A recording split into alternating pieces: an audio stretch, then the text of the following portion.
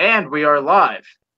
Hello, everybody. Welcome to the 8th episode of the MTVM podcast, also known as the Movies, Television, Video Games, and Music podcast. I am your host, Diego Koya, and today we actually don't have that many topics. It's been a really slow week for movies.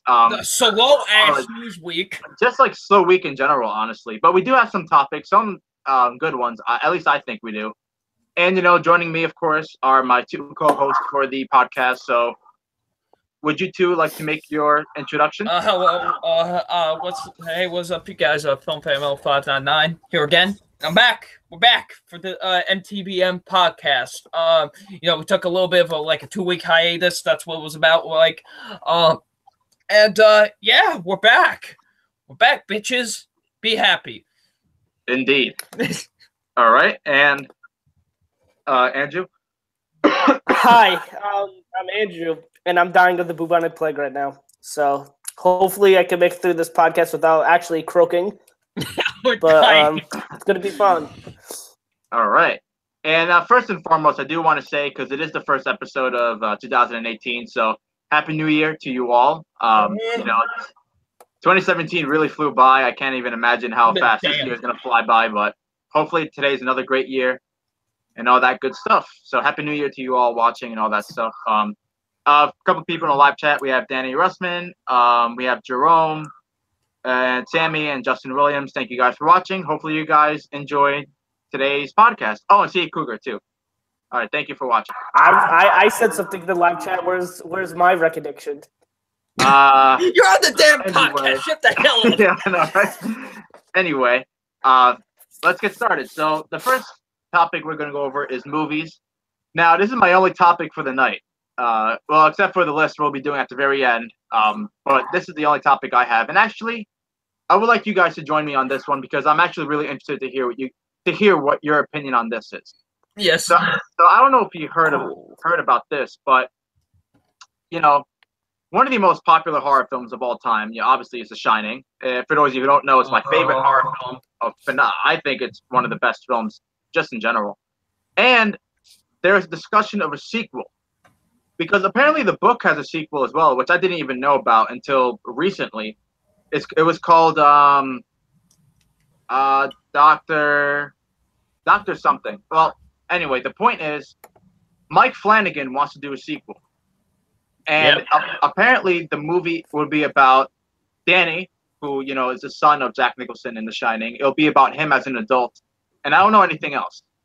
But I was wondering, because The Shining is one of the most, it's such a famous horror film and all that kind of stuff. How would you guys feel about a sequel directed by Mike Flanagan? Are you in? Are you skeptical? What are your thoughts?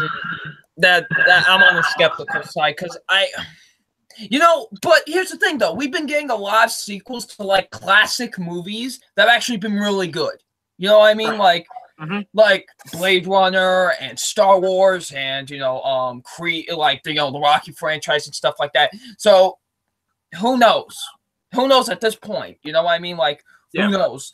They could pull a really great sequel to Shining many years later, but I don't know. I still feel a little bit skeptical because, it's just the movie is such a classic and it stands alone as a great just standalone horror film as itself.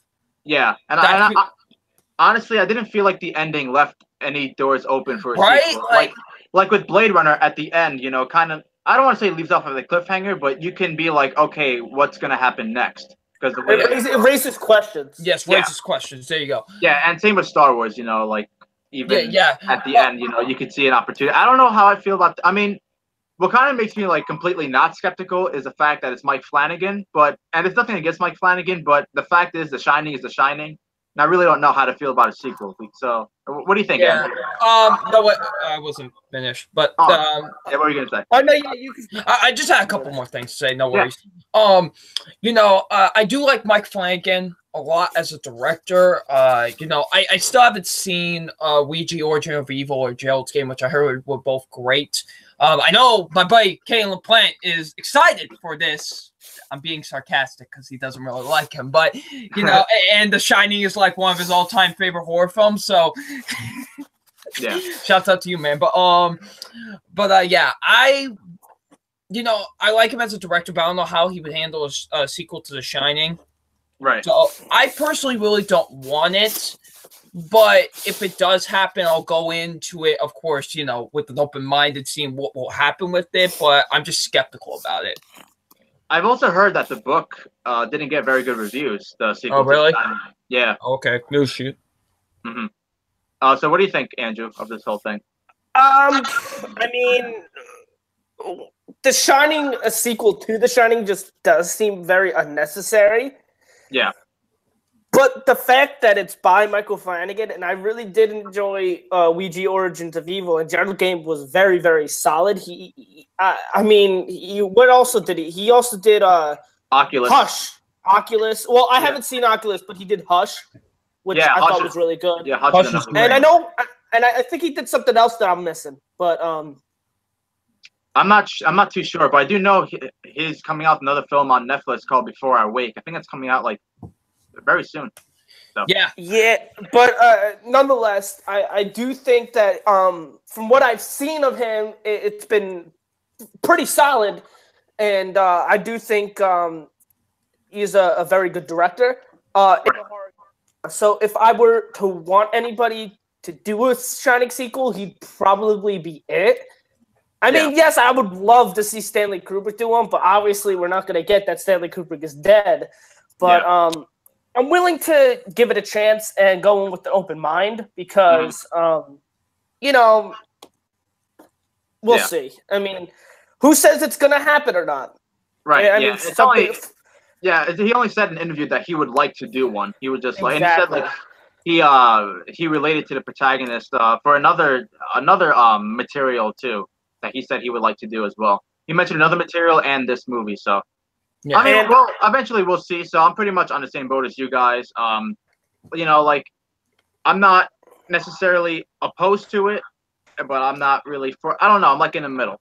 And what's really keeping me in the middle is Mike Flanagan. Because if it was like someone like Michael Bay, then I'd be like, hell no. But I'd be like, no way. But I mean, if it was someone, I don't know. Who's the guy who did Babysitter? That guy. If he was doing a Shining sequel, fuck no. But since it's Mike Flanagan, yeah. You know who I would rather have do it? Honestly, rather do a Shining sequel if it ever does happen. James Wan. That's who I would rather do it. I mean, James, and the guy. I would also the other. I don't know his name. I'll look it up real quick. But the guy who did Lights Out and Annabelle Creation. Yeah, because he's also pretty good at horror. So that's true. Yeah. I'm about to find. David F. Sandberg. Okay. Is his name? So him. But I mean, but like James Wan, Flanagan, and Sandberg would be like the three guys I would want to do it. Okay. All right, yeah, C.A. Cougar, MC Deadpool.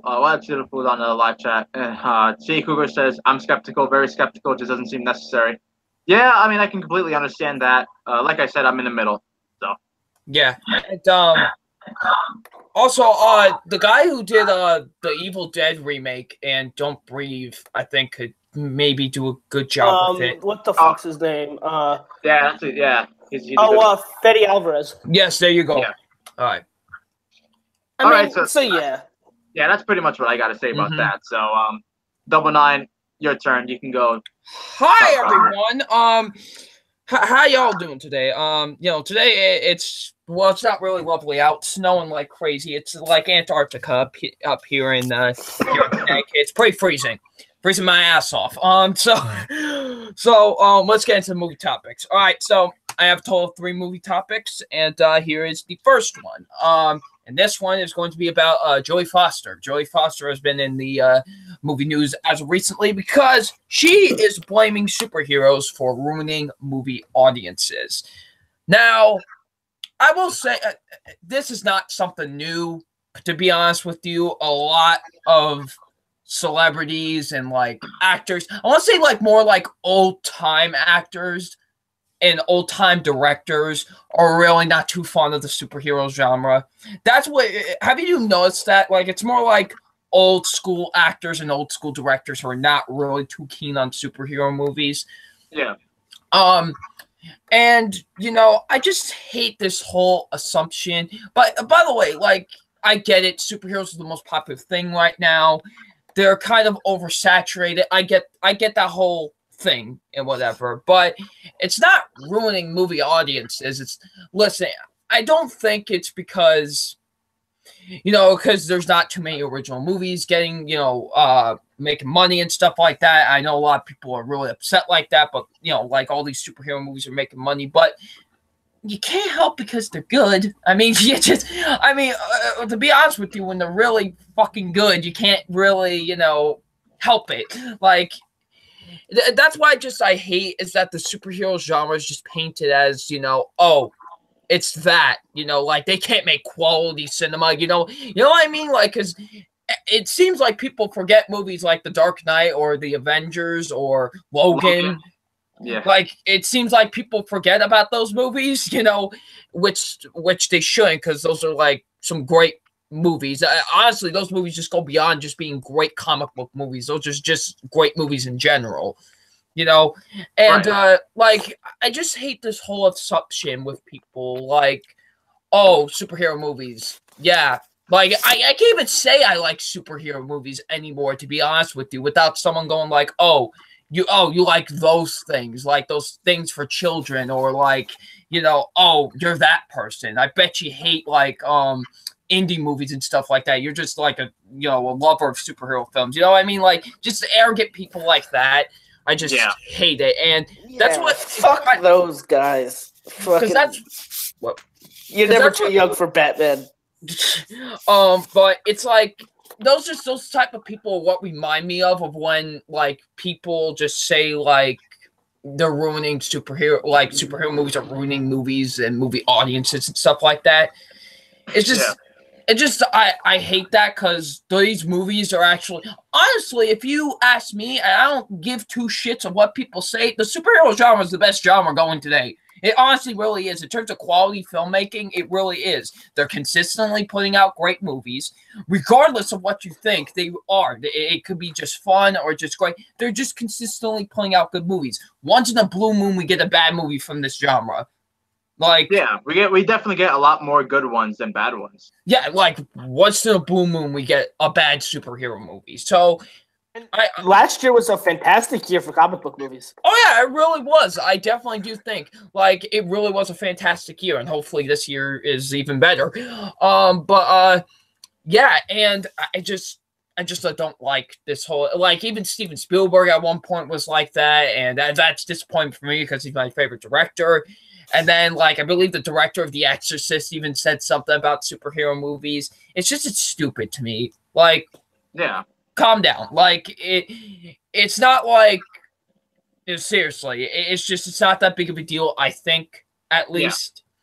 Yeah, and like you said, movies like the Dark Knight trilogy or Logan, Civil War, and many other films, they show you that you can make incredible movies out of these superhero characters. And like, they're both acclaimed critically and from audience members alike, and there's a reason why. Not just because they're fun action blockbusters, but because they're fucking great movies, and they're some of the better films you'll see of the year. So the Dark Knight trilogy is like in the top 5 greatest trilogies of all time, and that's a superhero trilogy. So right. So I'm also sick of that like people just can't take like, what are we in 2001 still? Like, we can take superhero movies seriously now. Like, exactly, yeah. It's just they've proven multiple times that they can be a great genre for film, and it's just, if you don't like it, that's fine. But I just hate people that bring other people down for liking it and think they're just like the devil or something. You know what I mean? Like, I hate that whole assumption. It's stupid, but. Yeah. I won't be surprised if, like, I don't know, tomorrow someone said superhero, because it's just going to keep on happening with these movies being popular and stuff like that. So exactly, yeah. that's my whole assumption about this whole thing with like, oh, superhero movies are bad for movie audiences and crap. Like, be honest with you. Like, listen, if someone was complaining about the Transformers movies, then yeah, I could see why, because those movies are shit. Yeah, exactly. I would be one of those people complaining about the Transformers. Because those movies. I am one of those people who complains about the Transformers movies. Because those movies are shit. But here's the difference: those superhero movies are not really shit; they're actually good. So why are people complaining?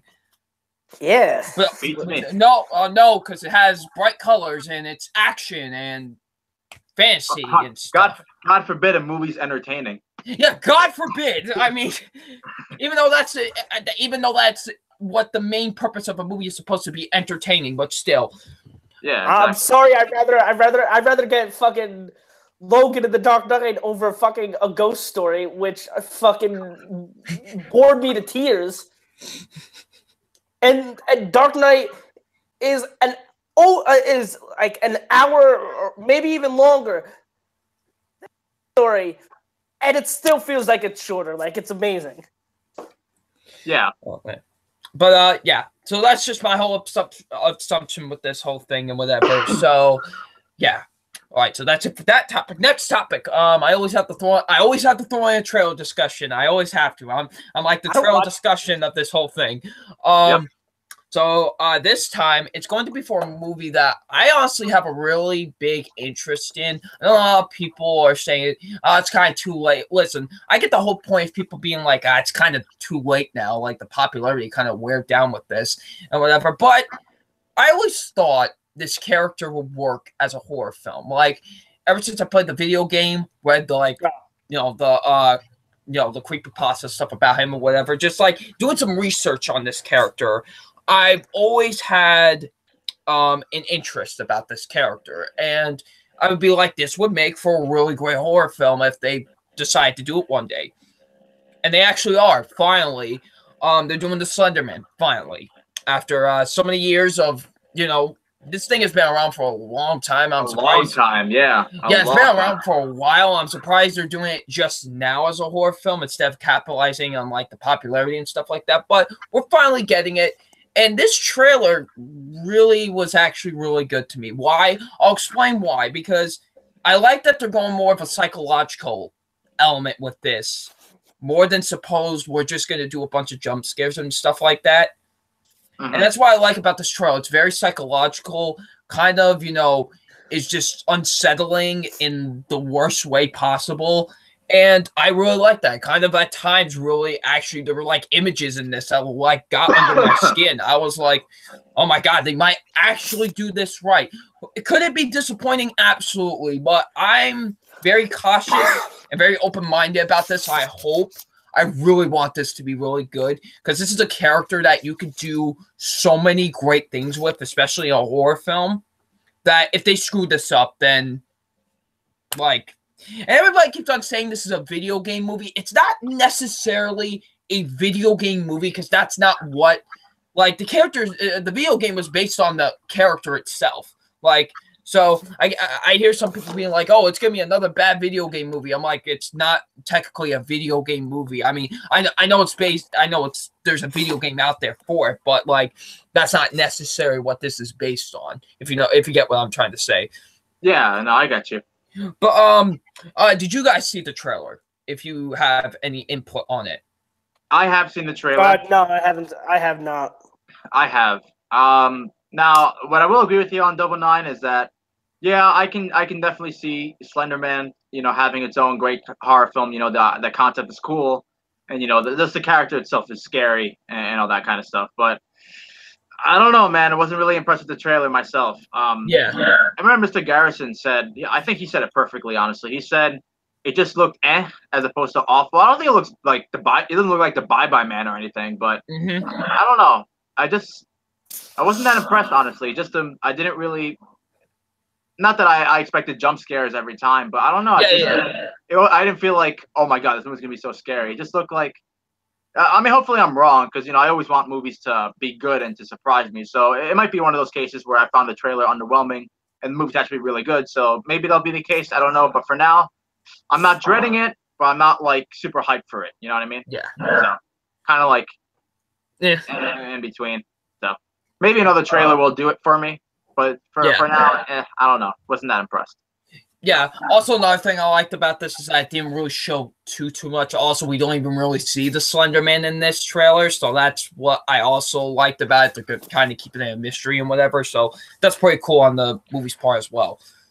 Actually, that shot at the end, you know, when you kind of see him from the distance, that was kind of cool. Like that shot. Yeah, that was really cool. I really like that a lot. It seems like the movie actually has some really good directing to it too, based on the trailer.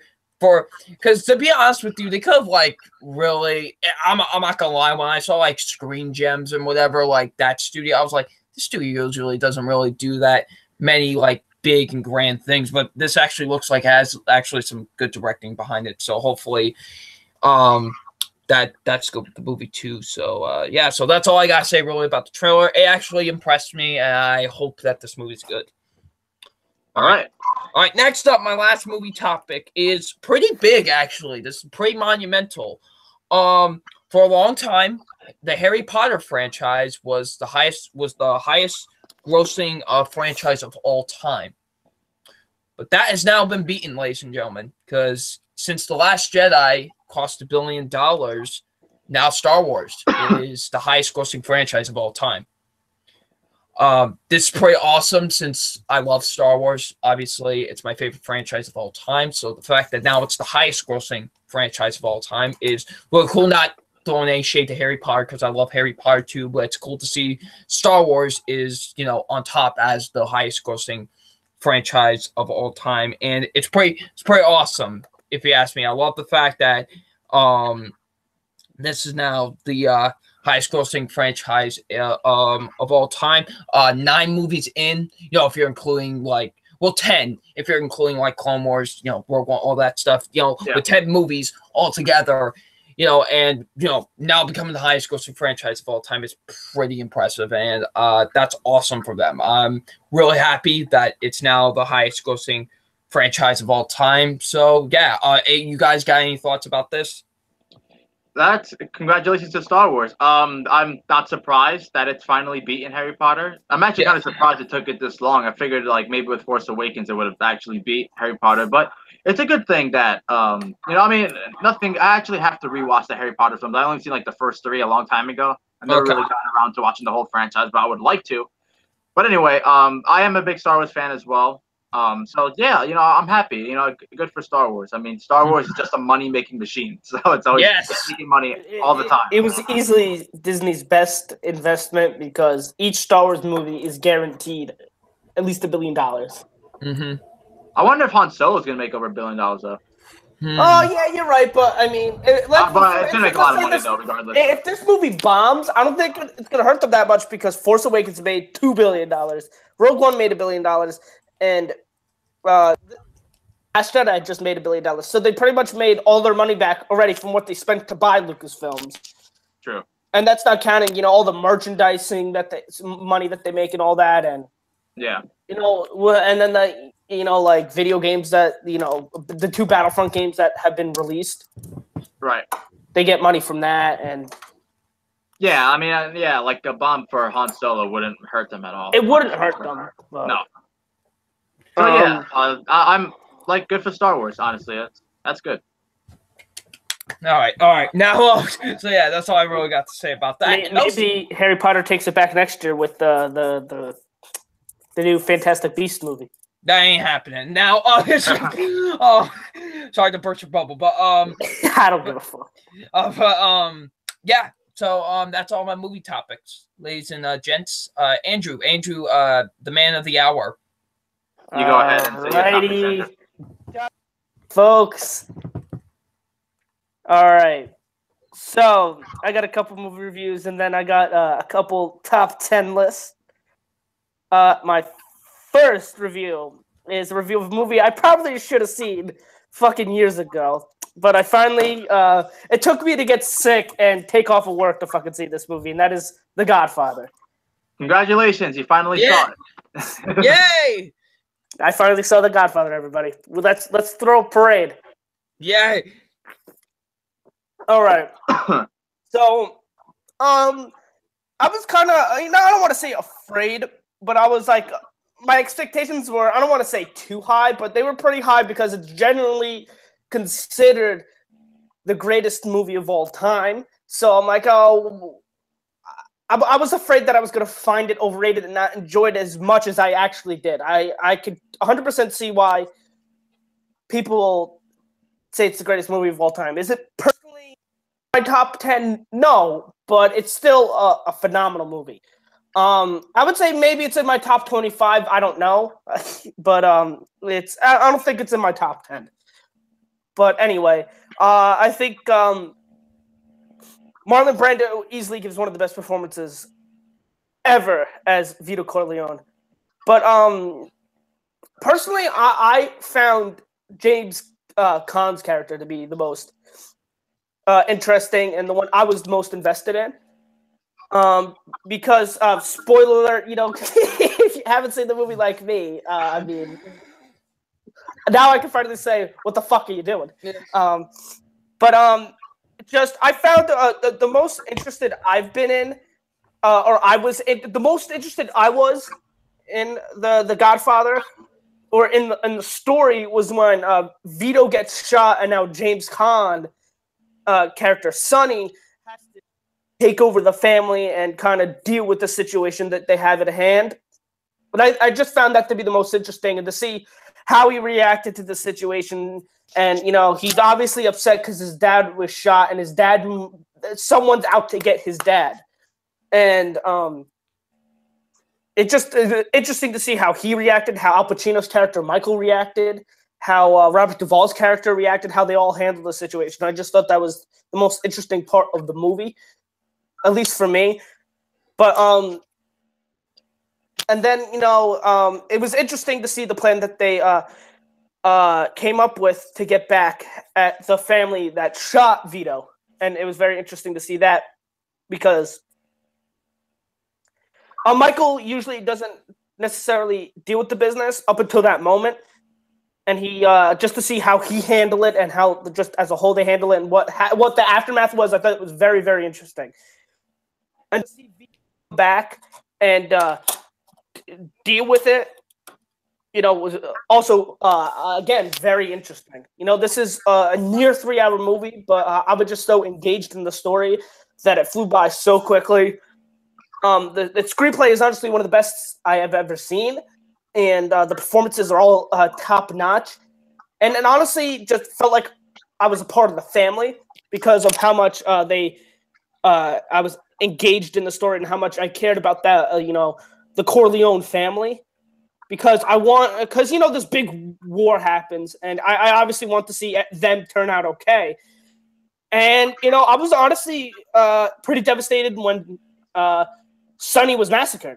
Like he was it was brutal, and I was very, very upset by it because I really cared about Sonny's character, and I didn't want to see him die. I wanted to see more of him, but he's dead in the.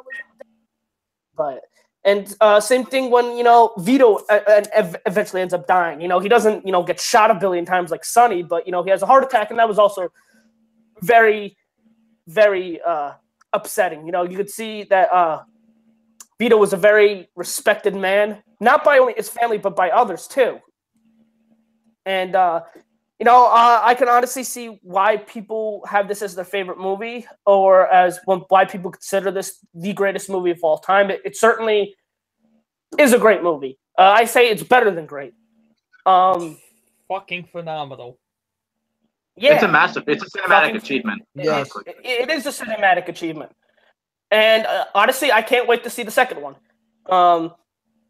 That's another. To me, that's another masterpiece too. One of the best sequels. Yeah, to see what they do for me. I believe the second one's a prequel, right? Well, it's both. It's both a sequel and a prequel. And I can't wait to see that. I personally prefer Goodfellas because I find Goodfellas a little bit more entertaining.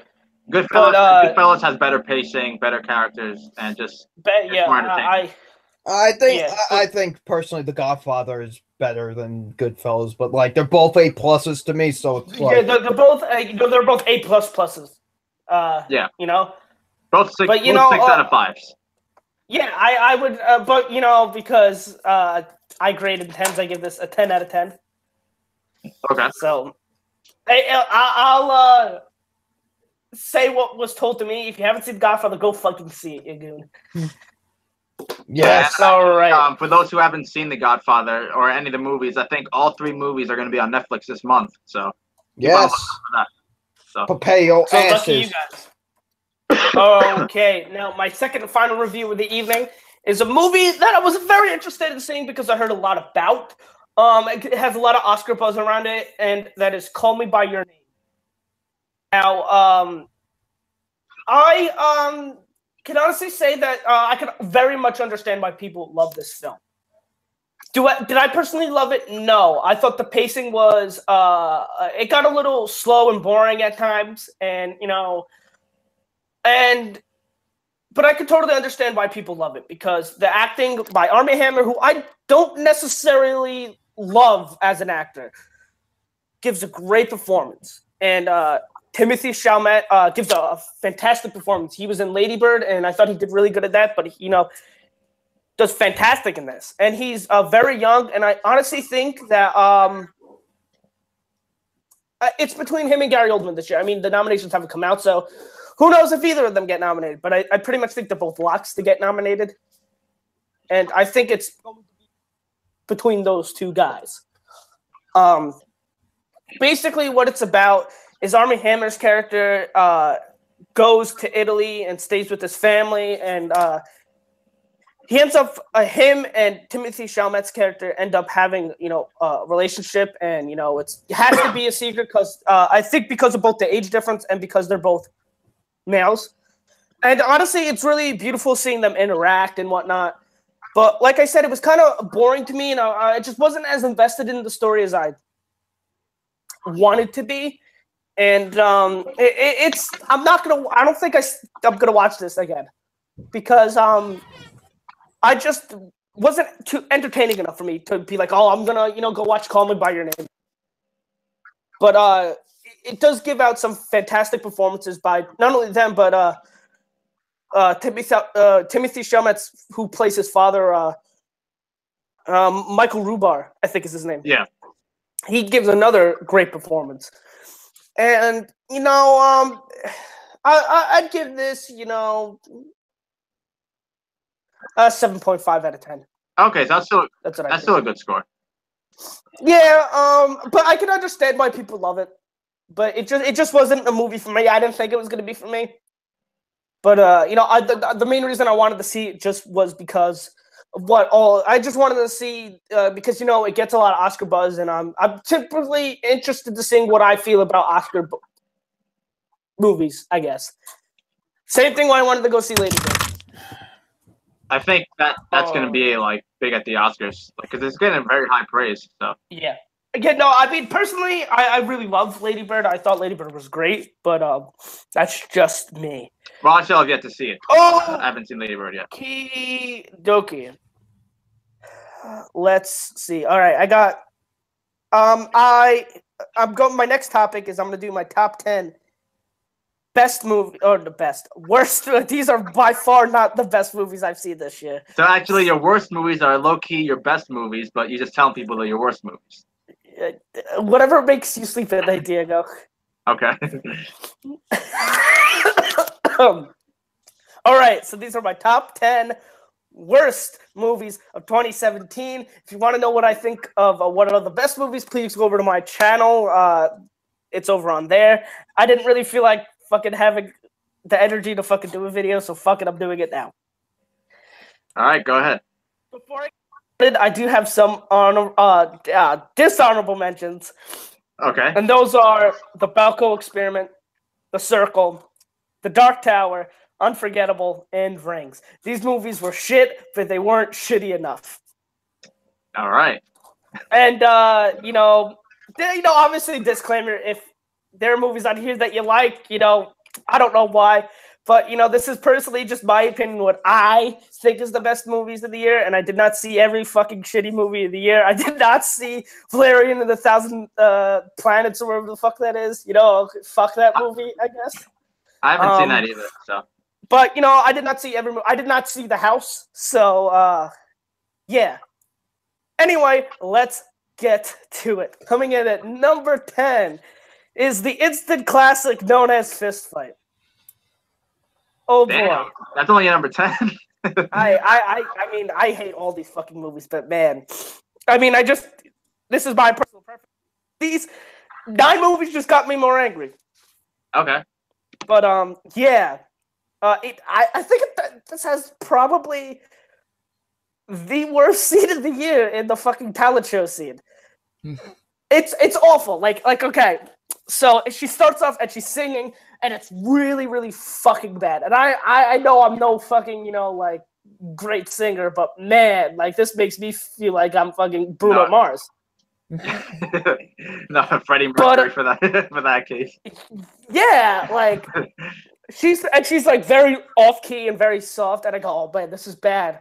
And then they start doing the rap, and she's like, I don't fuck with you, and I go, oh, fuck this, bro. And it was honestly, I was already fucking pissed off because I did a double feature of a movie that I will be naming later on this list. Oh Jesus! Yeah, no, lucky me. Because I like torturing myself. Last year I did Dirty Grandpa and Norman in the North back to back. This time I did. And then this year I did movie mystery movie #1 and Fist Fight back to back. But honestly, it's so unrealistic. I mean, and what's his face is so unreasonable. Ice Cube's character is so unreasonable. Yeah. But see, the thing is, I can't sympathize with Charlie Day's character because he's such a fucking pussy. He was so annoying too. Like he was up. Yeah, he was so annoying. Yeah. And Jillian Bell is fucking creepy as fuck, wanting to be a pedophile. But it's so stupid. And the way they portray this high school is so stupid too, because they portray it as the worst high school of all time. And I go, all right, no high school is like this. No high school is like this. I know that there are some high schools that are worse than others, but no high school is this bad. Mm-hmm. It's just so unrealistic with the way Ice Cube character acts, with the way the whole students act, with the way Jillian Bell's character acts, with the way most of the characters act. It's so unrealistic. In no situation would there ever be a fist fight between 2 teachers because one of them lost their job. They're adults. They should act like adults. They should just move on with their fucking pathetic lives and get on with it. And I know movies aren't real life and they shouldn't be as realistic, but there's a certain line, and that this crossed that line. Yeah, you can suspend your disbelief for so much. Yeah. And to top it all off, the talent show scene, people shared it on Facebook, and it said one of the funniest scenes of any movie history. I'm like, I showed it to one of my friends, and he started laughing at it, so I had to smack him across the face because they're being so stupid. Smack your ass. All right. Baywatch. Yeah, that was awful. In no way was I excited for this movie because the trailer sucked, but I mean, this somehow managed to, I guess, not meet my expectations for this movie. It was that bad. I really like The Rock, and I really like Zac Efron, but I hated them in this movie. The Rock was just so uncharismatic in this movie, and he's one of the most charismatic, if not the most charismatic person today. Mm-hmm. He is known because of his charisma. Zac Efron, what the fuck is he doing in this movie? And then Alexandra Daddario's all right. I kind of forgot about her in this movie, but the one character I hated the most, and I don't even know the fucking guy's name, because I can't remember. Is he the nerd? Okay, he's the one that falls in love with the blonde one. Mm-hmm. Okay, yeah, I know who you're talking about. He was the worst because I go, why is he here? No way should he ever be a lifeguard. The effects are stupid, and this had potential to be a fun, stupid fun movie, but it was just an annoying stupid movie. It was just stupid. And just raunchy just for being raunchy, like a lot of R-rated comedies. So yeah, and like I said, I really like Zac Efron and The Rock, but in this movie, I did not like them. Yeah. Coming in at number 8 is a movie I thought would be much higher on my list. It is the Golden Globe nominated movie, The Boss Baby. Oh my god. Over Lego Batman, yeah. All right, so me and Diego are buddies, and we joke around all the time. And there are sometimes a movie where Diego will see, and we both know it's bad, and we both know we're not excited for this movie. And be like, you can't wait to see this movie. This is one of those movies. So we finally decided to watch it, and we're 5 minutes into it. And we're like, oh, this isn't that bad. And then it just became that bad, and it became that much worse as time went on. When the baby showed up, that's when the movie went down. It was like, okay, this ain't that bad. The baby shows up. Oh, yeah. Yeah, and talk about unrealistic movies. This movie is unrealistic times 10. And it's an animated movie, and with animated movies, it kind of, give a little bit more leniency with the realisticness or not. But man, this again pushed the boundaries of whether it should be realistic or not. Yeah. And just the whole premise was stupid. Like the babies they're plotting against dogs. I'm like, motherfucker, I'd rather have a fucking dog. Like, I'd rather have a fucking dog.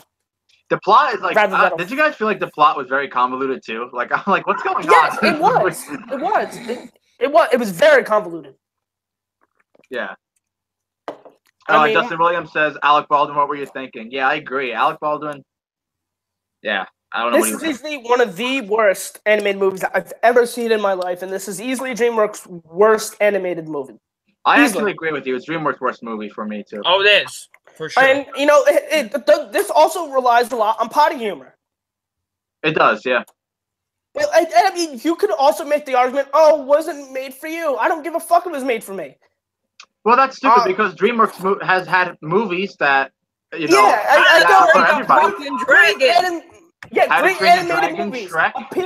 Great animated movies appeal to both. Yeah, to everybody. Look at How to Train Your Dragon 1 and 2. Look at the Toy Story movies. Look at Coco. Look at Pixar movies, or most of the Pixar movies. Look at Kubo and the Two Strings. That appeals to both. And animated movies are it's one of my favorite genres. So, yeah, if it's made for kids, yeah, but like, how do the kids get to the fucking theaters? Entertain the fucking adults, motherfuckers. Jeez. Coming in at number 7, King Arthur and the Legend of the Sword.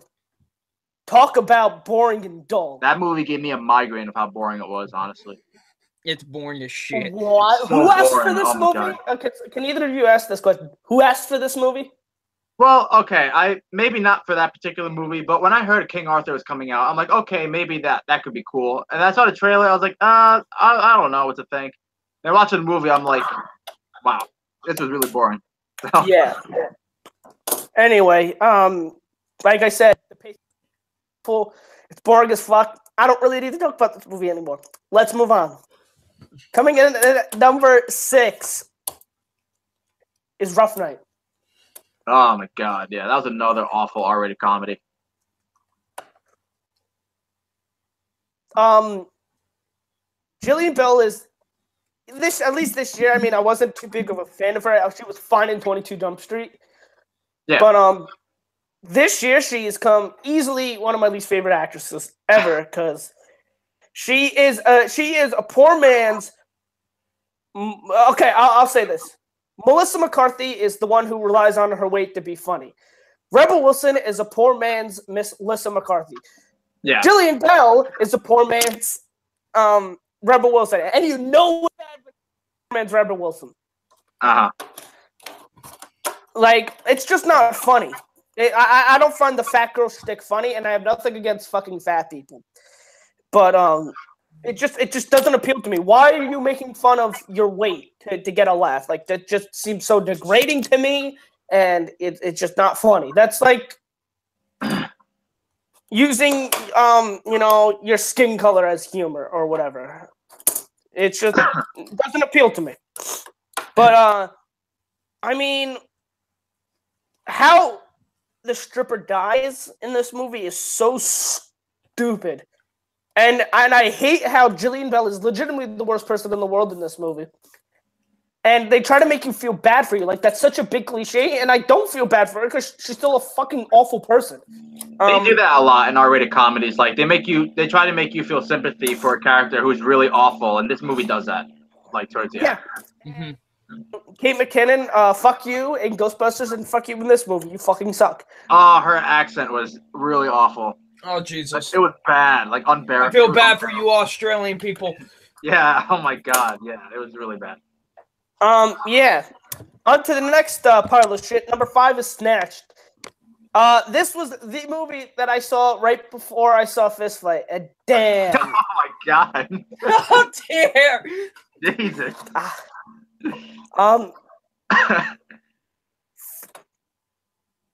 Amy Schumer, you fucking suck. Never make a fucking movie again. And I really personally like Trainwreck. But man, this is a huge, huge step down. Goldie Hawn came out of retirement for this. Really? This also, I feel like this is also another movie that makes you try to feel sympathetic towards both of them when they're like towards Amy, who, you know, is not the best person in the world, but they try to make you sympathetic towards her. And it's just annoying and cliched and not funny at all.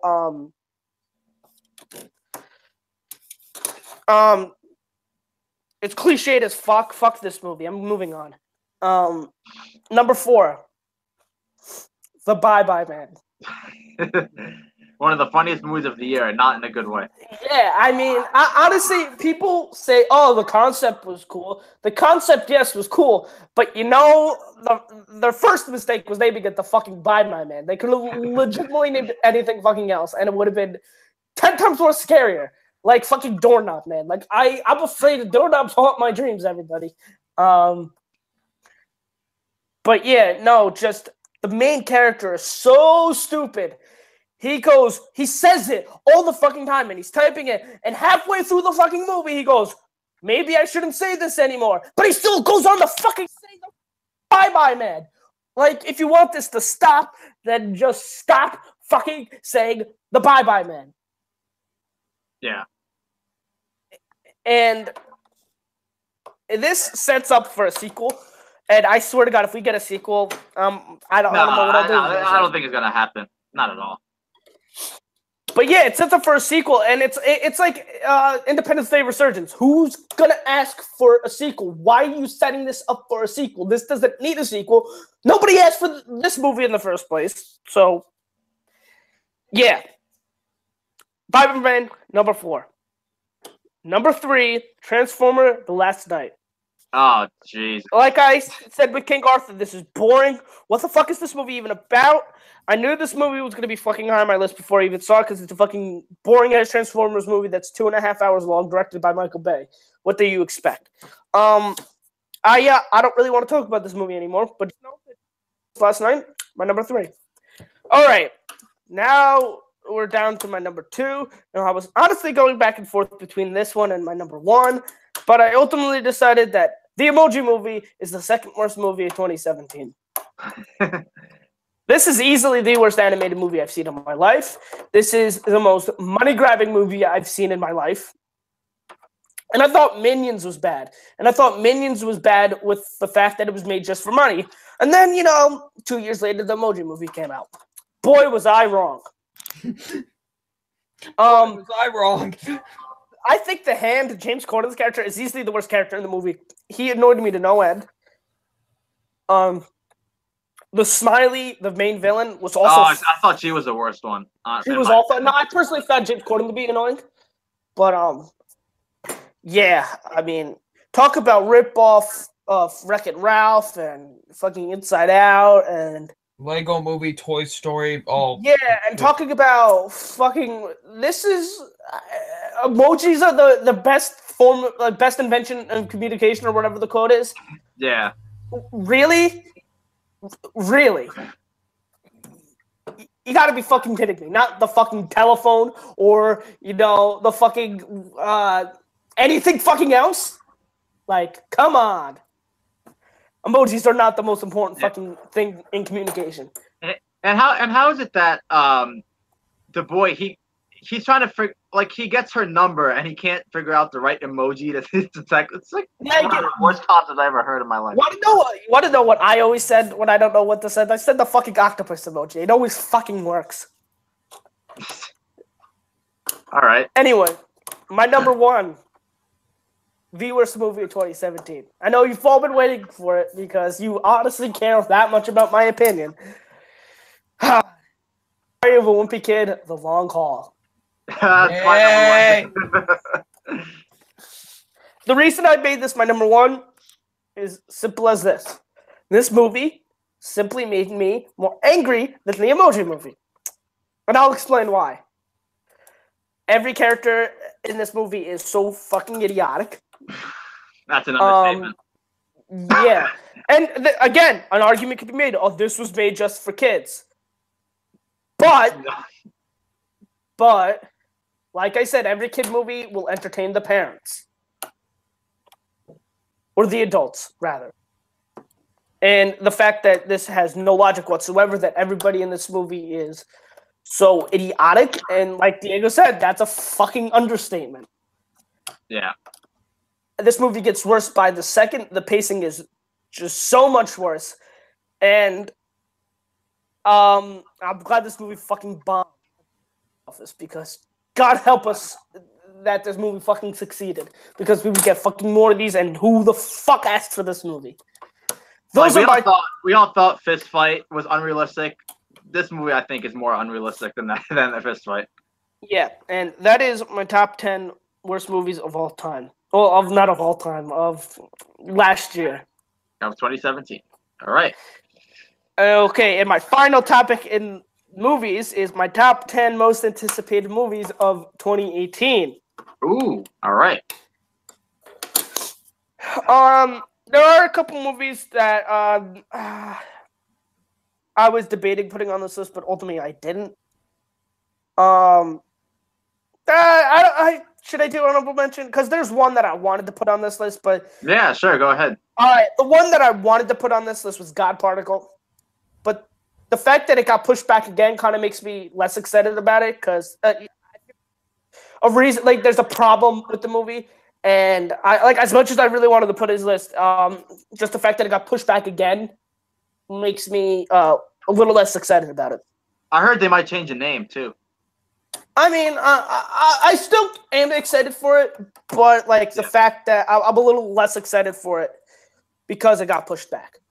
Okay. And the other one that I was kind of debating was Rampage, but I mean, it looks kind of. It looks fun, but it looks kind of stupid. Yeah, I didn't even see the trailer for that, so. I mean, I'm kind of excited for Rampage, but I'm not excited enough to warrant it being on my top 10. Right. All right. Coming in at number 10 is Annihilation. Alex Garland directed Ex Machina, and that was fantastic, and the trailer looks cool. I'm very intrigued by it. I still don't know what it's kind of about, and that's what intrigues me so much. And, I'm excited to see where this movie, goes. Coming in at number 9 is Spider-Man Into the Spider-Verse. Yeah, I can't wait for that one. It's directed by Chris Miller and Phil Lord. Or did I get the names mixed up? Or well, they're not directing the movie. It's Phil Lord is writing it, and I think Christopher Miller is producing it. Oh, okay. Well, it's by them, and fuck you, Han Solo. But yeah, no, if it's by them, I'm behind it. I mean, the trailer was really cool. The animation looks pretty cool. Mm-hmm. Coming in at number 8 is Soldado. I don't know how you say that. The sequel to Sicario. Yeah, Sicario 2, pretty much. Okay. Sicario was a bomb-ass movie. It was so awesome. And this one looks pretty cool. And Tyler Sheridan is writing it, and he did great with Sicario 1. With Hell or High Water, and did great with Wind River. So, what isn't there to be excited about? Josh Brolin, Benicio del Toro coming back. And I know that Denis Villeneuve isn't coming back and that Roger Deakins isn't doing the cinematography. But, the fact that Tyler Sheridan is behind this makes me excited. Yeah. Coming in at number 7 is Isle of Dogs. This is the movie by Wes Anderson, the stop motion movie. I really like Wes Anderson. Grand Budapest Hotel was really good. I really like Fantastic Mr. Fox and Moonrise Kingdom. I think they're all really, really good movies. And you know, the cast in this is legitimately an all-star cast. You know, Bryan Cranston, Bill Murray, and I could go on and on about who's in this cast, and I'd be here forever. But I have a special place in my heart for, like I said, for animated movies. But I also have a special place in my heart and deep respect for stop motion. How hard it is, and you know, I love stop motion animation movies. So, you know, one by Wes Anderson with the cast it has. You know, how can I not be as excited as I am? Coming in at number 6, New Mutants. This trailer is fucking awesome. Yeah. And what makes this trailer even more awesome is the fucking song that they use. Because people who know me know that Another Brick in the Wall is my favorite song of all time. And they use it, and the way they use it, it's in a different way, and I love it. It's creepy, and it really adds a lot to the trailer. And I think this is one of the best trailers I saw last year. And I really like the cast, Anya Taylor-Joy, Charlie Heaton. They're both fantastic in what I've seen them in. And the horror movie aspect, it's very interesting to me because, you know, when I don't think of horror. So it's just a very interesting concept to me. And the fact that they did an AC/DC, like a parody of an AC/DC cover out, like the cover of one of their albums, I just love that. And, you know, I'm really excited for it. Coming in at number 5, Wreck-It Ralph 2, Ralph Breaks the Internet. I love the first one. It should have easily won over Brave. And I'm super excited for this one. And I'm curious to see where it goes. Because, you know, they're having, like, the Disney Princess is coming back. So I'm seeing how they're going to incorporate into that story. Should be very interesting and whatnot. And I'm curious to see just what happens with this movie. You know, you got John C. Reilly coming back as Ralph, which is pretty good. And it kind of sucks that we got to wait, you know, till December. But, you know, I'm willing to wait. Coming in at number 4 is Ready Player One. Trailers are fucking awesome. This looks like something Spielberg would do back in the day, and in the first trailer it says that it is the holy grail of pop culture, and if that's the case, you know, right on, man. You know, just I'm interested to see who else shows up and how they incorporate them into the story, and I simply can't wait. Coming in at number 3 is Avengers Infinity War. I mean, the trailer last year, I think we could all universally agree that it's one of the best trailers of last year. And, you know, this is what the whole MCU has pretty much been building towards this movie. And I can't wait, you know, because seeing everybody come together, seeing how they deal with it should be fucking awesome. Coming in at number 2 is Black Panther. The reason I have this over Infinity War is because I'm just simply more excited because it's something new that we haven't really seen before. And yes, in the grand scheme of things, Infinity War looks more like it should be more epic. But I'm just more excited for the simple fact that we haven't seen Black Panther, and I'm more excited to see the new characters in Black Panther and how they fit into the universe. I'm more excited to see that more than anything else. And it's directed by Ryan Coogler, who is he directed Fruitvale Station, which was great, and Creed, which was great. And you know, Chadwick Boseman, who is Black Panther, he was one of the best parts of Civil War, and I just can't see what he you know, how it ties into everything. And that's why I'm more excited for it than Infinity War. Coming in at number 1 is Incredibles 2. I've waited for this movie for 13, 14 years. And you know, Same thing with Toy Story 3. I saw something on Facebook when Toy Story 3 came out, is that these little kids better be moving out of the way because I waited so goddamn long for this movie to come out. And same thing applies to this movie. I waited so goddamn long for this movie to come out. And I've been asking for this movie forever. And, you know, just because I hear it leaves off where the first one left off, which I can't wait. I can't wait to see, you know, just what shenanigans this family gets into. This movie is going to be incredible, pun intended. And those are my top 10 most anticipated movies of this year. Nice. Great list. All right, so that's our movie topics. Now we're on to television. So I do not have any television topics, unfortunately. I have a zero. Oh, Yeah. so I'm the only one with television topics. Great, I get to keep on talking. Let me get a Coke real quick. All right. So while he's doing that, Andrew's a piece of shit. He can go fuck himself. No, I'm kidding. No. But Diego, how you doing today, man? How you doing? You know, hanging in there. You know, I went shoveling a little earlier. I'm pretty tired from that. I'm getting a little bit sick, so hopefully I'm gonna get better soon. But other than that, I'm doing pretty good. You can go fuck himself. Hey, wait, hold on. Buddy. Wait, hold on. This one's for you, Double Nine. Yes. If anybody knows, I go crazy whenever he opens up a soda can. Oh shit! All right, my voice is fucking going. That's why. Oh boy. I needed something to drink. Anyway, today, 3 reviews for you. They're all from the same show.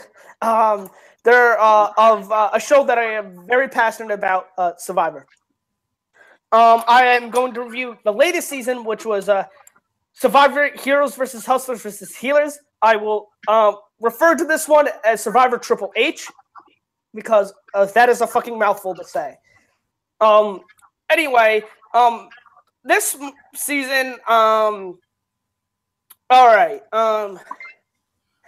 This one was very interesting to me because it had someone from the town I grew up in competing on the show. So I was very interested to see that and see how he did because, you know, my town is a small-ass town. Who the fuck has ever heard of North Arlington, New Jersey, other than me and Diego and Danny Russman? And everybody who lives in North Arlington. Who knows, like, most people don't know North Arlington, New Jersey exists. But, so I was very interested to see that I never really thought someone from North Arlington, New Jersey would get on the show. So I was very happy and interested to see how he would do. Anyway, I'll say this. This is a solid season. I mean, I'll break this up into 2 things and the other 2 reviews. I'll break it up into the pre-merge and the merge. The pre-merge was, I mean, it was fine. It has one notable boot or elimination. One notable episode, and that is when Alan got eliminated because Joe played his idol. That was the only interesting one because I legitimately was going to go. All the other ones pretty predictable. The alley boot in particularly also kind of pissed me off because Ryan, who is the guy from the town I grew up in, got a lot of flack for it, and they said he should have done it when it was clearly the right move. And the thing that pisses me off is there's a lot of things you don't see on the show. They're on there for 39 days. I don't know how that accumulates in like, you know, hours or whatnot, but they usually have 2 or 3 days within one episode, 1 hour episode, 45 minutes without the commercials. So there's legitimately a lot that we don't see. So we don't know how Ali or Ryan are interacting and whatnot, or how he's interacting with everybody else. So I usually tend to cut some of the decision-making of the contestants some slack because I'm not there. I don't know what they're thinking. I don't know who they're discussing with what all the time. So I usually tend to do that. But the merge was all right. I mean,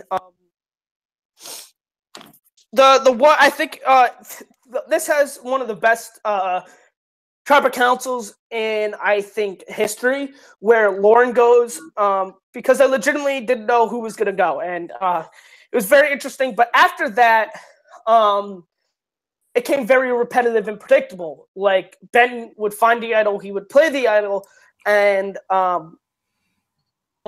that, you know, because he was the obvious target, and somebody else would go home, and it became very, very predictable. Now there is a controversial twist that happens in the Final Four. Basically, what happens is that instead of voting someone out at the Final Four, whoever won the immunity challenge gets to choose one person to sit next to them in the Final Three, and the other two people have to face off in a fire-making challenge. While I have no problems with this twist, and while I do not think the producer rigged this so Ben could win, I do have a problem with it because they did not inform the contestants beforehand, and it's such a big game-changing twist that I feel like they should have been notified in the beginning to kind of plan around this twist, because it's such a big thing. They legitimately couldn't do nothing. They legitimately couldn't do anything. But also, a problem that I have with it is if they're gonna do this, stop having idols played at the Final Five, or at the Final Six rather than the Final Five, because it allowed Ben to coast kind of to the end with idols, which I have no problem with. But, you know, now he has this advantage of with the fire-making challenge, and, you know, everybody else legitimately could not do anything to stop Ben getting to the end, and I do not think it's rigged. People are saying that it's rigged, and it's not rigged. It's not. They made they made a mistake by having idols played at the Final Five, and they really want to say that, you know, oh, they were giving Ben the idols off camera. All the other contestants could have legitimately been following him every time he wanted to go look for one, and it's their own fault. Good on Ben for finding an idol, and Ben played a really good game, and he did deserve the win. But the contestants, the losers, have no one to blame but themselves, and no one is to blame but people who did not follow Ben. This does have some very memorable characters. What I find interesting is around the Final Seven. Any one of those Final Seven people could have won, and I would have been happy. And I don't really say that much often, because there's usually one or two people I want gone or I don't think should win. I think everybody in the Final Seven deserved to win, and if they had won, I would not have been mad. So I think the show did a very good job at showcasing, you know, them as good characters and good players, because that is a thing that, you know, that I like to see, good players / good characters. So, you know, there were a pretty fair amount of good players / characters on this show, and I would like to see a lot of them return. In particular, I would love to see Ryan return, because I thought he played a very criminally underrated game. And I would love to see, in particular, Devin, see Mike return, because I thought they also played fantastic. I would like to give this. I give this season. This is more of a middle of the road season to me. I give this a 7.5 out of 10. A lot of people hate this season, and I mean, I don't think it is one of the worst seasons of all time, but it's certainly not one of the best. Would you say like one of the weaker? I don't know.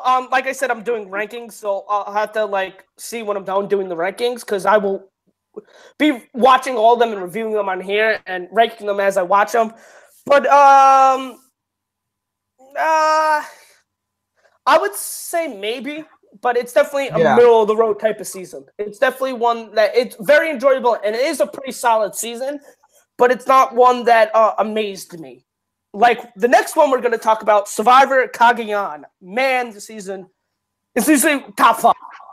I know that I knew that before I started watching it. I watched it, and I knew it before I was going to review it that this is going to be a top season. This is like a lock for top 5. That's how much I love it. And the reason why I love it so much is because it feels like just so many people came to play in this season. And that's what I want to see. I want to see people playing. And easily this has one of my favorite winners in Tony, which is also from New Jersey. And the way he played is something that I haven't seen before. And it's just fascinating that how he got to the end. Because he was always lying and whatnot and paranoid and whatnot. So it's amazing how he got to the end. And you know, getting to the end requires a little bit of luck. There's no doubt about that. But, you know, just I was amazed in how he did it. He pretty much put the pedal to the metal, laid on the gas, and never let up until day 39. And I think it's amazing. I think it is one of the best cast of all time. Has very memorable pre-merge boots, which I think is a very hard thing to do because they're not on the show as long and don't get as much screen time. It has also another guy from New Jersey, Cliff Robinson, who is a basketball player who I really enjoyed watching basketball. He was a pretty good basketball player. And he was a very likable guy on screen. And he got voted off just for being too likable. I also think there was another character, Jatia, who was kind of portrayed as this nut. She poured the rice in the fire, the only food source that they had at the time, in the fire because her tribe was stupid enough to tell that she was going. And yeah, I thought that was pretty interesting. I would like to see either of those two come back because payment value, but Cliff definitely. I felt like there was some untapped potential for him, and he could definitely do pretty good in this game. And now on to the merge. The merge was very, very interesting. Again, the first merge tribal council is one of the best I've ever seen. Basically, what happened? It was crazy. So there's 11 people left. Alliance of 5 and Alliance of 6. The Alliance of 5 has 2 immunity idols where they block votes, and they both misplayed the idols. Both idols were played, both wasted, negated 0 votes each. But the minority, no one from the minority lines went home, or the Alliance of 5 went home because someone from the Alliance of 6 flipped over to the Alliance of 5, and someone from the Alliance. So the Alliance of 6 now becomes an Alliance of 4. So I thought that was very interesting because I had no idea what was going to happen. I mean, obviously I knew the second time watching it, but the first time I had no clue.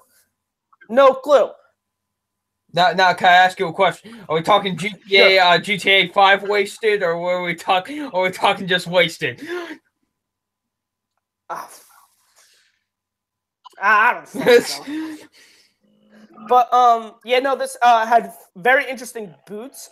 You know, with LJ going home and Jeffra and Trish going home, and this has a lot of very memorable characters. You know, obviously Tony. With the way he played, obviously very, very memorable. Like I said, one of the best winners of all time. But also, I think I initially, my first time watching this, I hated the character. I hated Trish. I thought she was very annoying, and I just didn't like her. But on the second time watching, I realized she played a fantastic game, a very good social game, and she easily could have won if she made it to the end. I think Wu, on the other hand, kind of the flip side, I kind of not liked him as much because I kind of saw how kind of dumb he was and whatnot. I think Spencer is really cool, but the thing with Spencer I didn't like is how overpraised he got. After the season, they were saying he was the best out of the season, but obviously, if he was the best, he would have won. And I'll say this right now. I don't think there's any undeserving winner ever in the show. I mean, some winners are better than others, but I don't think there's one that warrants being undeserving. And if Spencer was truly as great as the best in this season, he would have won. But I give this gets a perfect 10 out of 10. I have no problems with this season. And my last and final season that I'm going to review is the very, very first season of Survivor Borneo. Now this is kind of weird because I've been watching this show for a while, and I know kind of how the game operates and whatnot, and how the game should be played. And it was weird because everything was kind of different about it, like the way people played, the editing, and this kind of focused more. It kind of seemed more like a survival documentary more than anything else, which isn't necessarily a bad thing. I was very entertained by it. But I thought the editing was weird, and it just isn't the game I see today. And, you can't really fault that because it's the first season. And, without the first – I respect the first season more than anything because without the first season, we wouldn't have the game that we have today. But it was just weird because I'm so used to, the alliances and the strategy and whatnot. But a lot of the guys on the first season weren't really interested in that, which I found very weird. Excuse me. Ooh. Thank you. But but like I said, a lot of the characters were. I like a person on the show for whether they're good at the game or not, but if they have a good personality, I like them. And the reason I liked a lot of the people on this season was because of the personality. I think Colleen was personally my favorite. I think she had the best personality out of everybody that season, but that's just me. And Rich, the guy who won, was clearly the only one who kind of understood the game and how it should be played. He is credited with coming up with the alliance strategy, with the concept of an alliance, which was nice. And there was a thing in the season called the alphabet strategy, and basically the guy didn't want to offend anyone, so he voted. The way he voted was he would write someone's name down in alphabetical order, and it was just pretty funny. Yeah, some of the characters I didn't like Sue was terrible. I couldn't stand her, and Kelly got annoying at times, and they were very much took up a lot of screen time because they made it very far and whatnot. I give the season an 8 out of 10. Like I said, I respect it more than I actually like it because without it, we wouldn't have the show we have today. And the game obviously couldn't be what it is without it. So I'm a little bit more lenient on that aspect. It was very entertaining, but there were some parts where I'm like, all right, let's just get on with the program.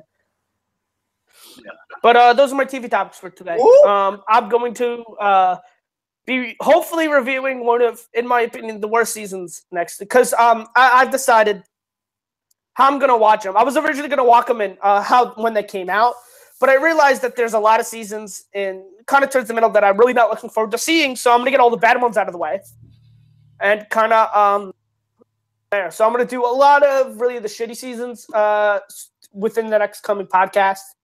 So hopefully you guys. Did he? And R.I.P. Andrew. Did he just like? He was a great man. Had a lot to say. God, that was like an 824 ending. I was like, wait, what? Shit. Yeah, I know. It was right? Like the ending to Green Room. Yeah, I know, right? Well, anyway, yeah, those are the TV topics, and yeah, we'll just wait till he gets back. Probably his internet shut down. I probably hit the X button. Oh, he ain't dead. What? I don't know what happened. It just, I don't know. I don't even remember what I was saying. You're saying that was all your TV topics? Yeah, it was all my TV topics. Okay. All right. So, Billy Robinson's like, rest in spaghetti, never forgetty. Yes. Hey, Billy Robinson, I legit love saying never forgetty, so thank you. All right, so no video game topics today, right, guys? Nope. All right, so yeah, no video games topics today. So last topics we'll be going over is music. Double Nine has 2 topics, and we'll be going over the list that I chose as our main event, if you will. So Double Nine, you take it away. Hi. Hello everyone. How you doing today? Wonderful weather we're having. No, it's not wonderful at all. But yes, I have 2 music topics. And here's the first one. Everyone knows that I love is kind of an understatement. That I love the band Green Day, and Billy Joe Armstrong is one of the reasons why I love that band so much. Mm-hmm. Now, we all know, I'm pretty sure maybe you guys know, I don't know if you guys do know, but Billy Joe Armstrong is a very outspoken person. He's very political. You know, he's shown it on a couple of his albums, his songs, like Minority, Hell, American Idiot, Holiday. He's shown that he has a very political side to him. And, you know, he's talked about politics in, like, his posts and stuff like that. He's a very outspoken person. I respect that a lot. I respect a person that's, you know, very outspoken, doesn't give 2 shits about what people think. So, recently, you know, with the whole thing about Donald Trump, you know, threatening nuclear war and all that thing, Billy Joe Armstrong made a post about that, kind of not being too happy about that and whatever. And, you know, he doesn't think it's like a laughing matter or whatever, and he thinks this is really important. You know what I mean? Yeah. So a fan wrote a comment underneath that saying, hey, I hate to sound like a dick, Billy, but you're a liberal and people have the right to support Trump, and whatever you say won't change anything to Trump supporters. And this is what Billy Joe Armstrong had to reply with. Well, then go fuck yourself, you stupid piece of shit. If that's the way you feel about mass destruction and murder, then fuck off. Stay the fuck off of my Instagram. Don't come back. Don't listen to my fucking records. I have no problem telling ignorant fucks like you to go to hell. That goes for any stupid fucks that thinks this behavior should be normalized. Get the fuck out. Damn. So yeah, he wasn't too happy about that. As you could tell by that reply. And you know, now just because I love the dude, that doesn't mean I won't criticize him for like this. I don't think he should listen. We have our own different opinions about things, but I felt like the way he responded was kind of outlandish and really could have been a bit more mature about it. That's how I feel. You know, like, I don't think you should call someone a stupid piece of shit and say you don't listen to my fucking records again. Just for a comment that they made about that. You know what I mean? That's kind of the same way if I felt with Eminem when he told his fans, like, there's a dividing line now. Like, if you support him, don't listen to my music or stuff like that. Like, why should they stop listening to your music just because they have listen, I don't support Trump. I don't listen. I don't fucking like politics in general. I just don't. Yeah. It's stupid to me, okay? But I'm not gonna hate someone because they support someone. And do I agree with the whole nuclear war situation? No, I don't. But it's just, I feel like he kind of took this the wrong way. And like I said, I get it. He's a very outlandish, very outspoken person about this type of things. And he takes this very, very seriously. But just the way he responded kind of really just got off on me the wrong way, honestly. And it's just like, and people were like getting behind him about that. I'm like, why? Like, that's not how you respond to someone about something like this. I'm like, no, I felt like Billy Joe could have been a much more mature about this and could have just, not, just like this, like that was like, damn, like reading. I'm not gonna lie, I felt like diving into holy water after like reading that, honestly, because I was just like, what the hell? So, but it's just like, like I said, I felt like he just could have been much more mature about this and not kind of respond in such a kind of hateful and outlandish way. So, yeah, so that's really all I got to say about it. Any of you guys want to make any comments about this? I think you pretty much nailed it, honestly. I mean, I can see why he was upset, but he, like you said, you could have handled it in a different way, probably a better way too. You know, like he went like when you read that, I was like, oh my god, like he sounded so angry. So, yeah, I mean, my thoughts are that he could have handled it better, honestly. So yeah.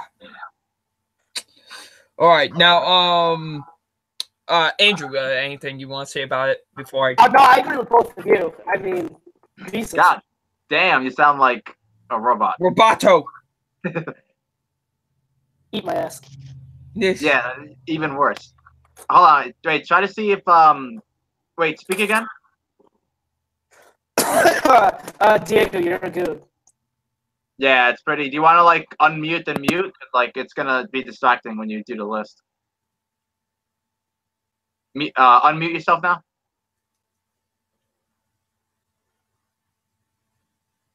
All right.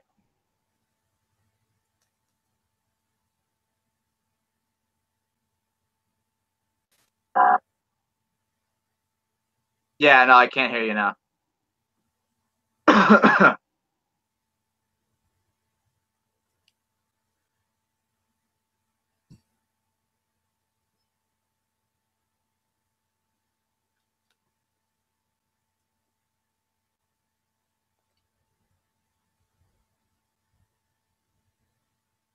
But yeah, Double Nine's pretty much.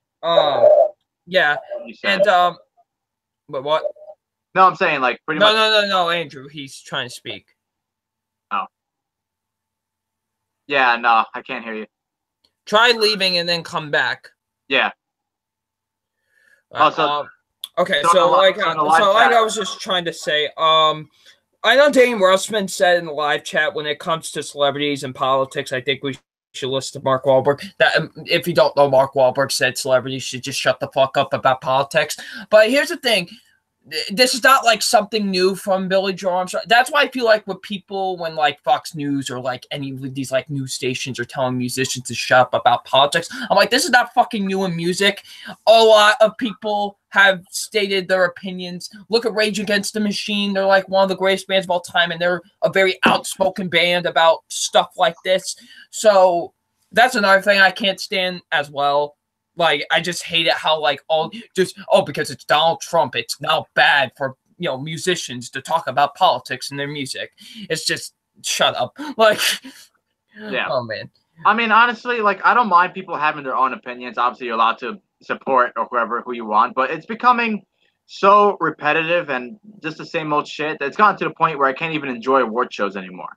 You know what I mean? Like, yeah, exactly. It was all because of, like, the 2016 election. Let's be for real. Like, has this ever happened with any other election? Not really, but like, I don't know. Just stupid. Yeah. It really is. Just politics are dumb. They're stupid. I don't take them seriously. I don't. I should, but I don't. Right. I just don't give two shits about them. So, yeah. All right. So that was about that. Now the second. Oh boy, the second topic. Oh, the second topic, boys. Wait, Woo! Can you guys hear me? Or am I still? Yes, you're good now. You're excellent. You're uno macho. All right, but this next topic. My nipples. My nipples. Okay, listen. I don't know what I'm more excited for, Infinity War or this, because if anybody doesn't know, Justin Timberlake is my favorite artist of all time. If we're talking like solo musicians, he's my favorite. I've loved his music ever since when I heard Future Sex Love Sounds for the first time as a young boy in 2007. I think it was around 2006, 2007. My mind was blown, and it was like one of the greatest things I've ever heard in my life. And it still is to this day. It's like that album is like my favorite pop record of all time. Like nothing comes close to it for me. So now it's been a couple of years. It's been like 5 years since his last release. And we have now news that he's releasing a new album, and the first single from that album is dropping tonight at midnight. I got that shit clocked in. I'm ready, because I am ready to hear new music from Justin Timberlake. The fact we're gonna get a whole new album is awesome. I hear this is gonna be a very personal album from him, so that makes it even more cool and exciting. I can't wait. The album is called Man of the Woods, so that's a very interesting name for a title for an album, and I can't wait. This is gonna be, man. 2018 is already better than 2017. Why? Because Justin Timberlake's releasing a new album. The world is at peace. Billy Robinson says, "Can't Stop the Feeling" was kind of a bad song. I disagree. I love that song. I love that song. That's one of his best songs. I don't give two shits what anybody says. Oh man. Yeah, fuck you, Stink, for getting nominated over Snake Street.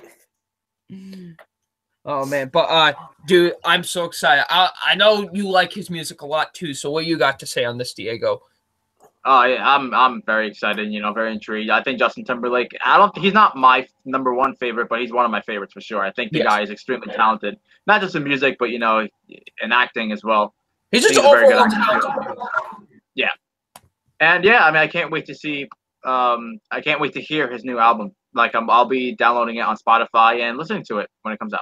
Yes. All right. So, Andrew, you got any thoughts?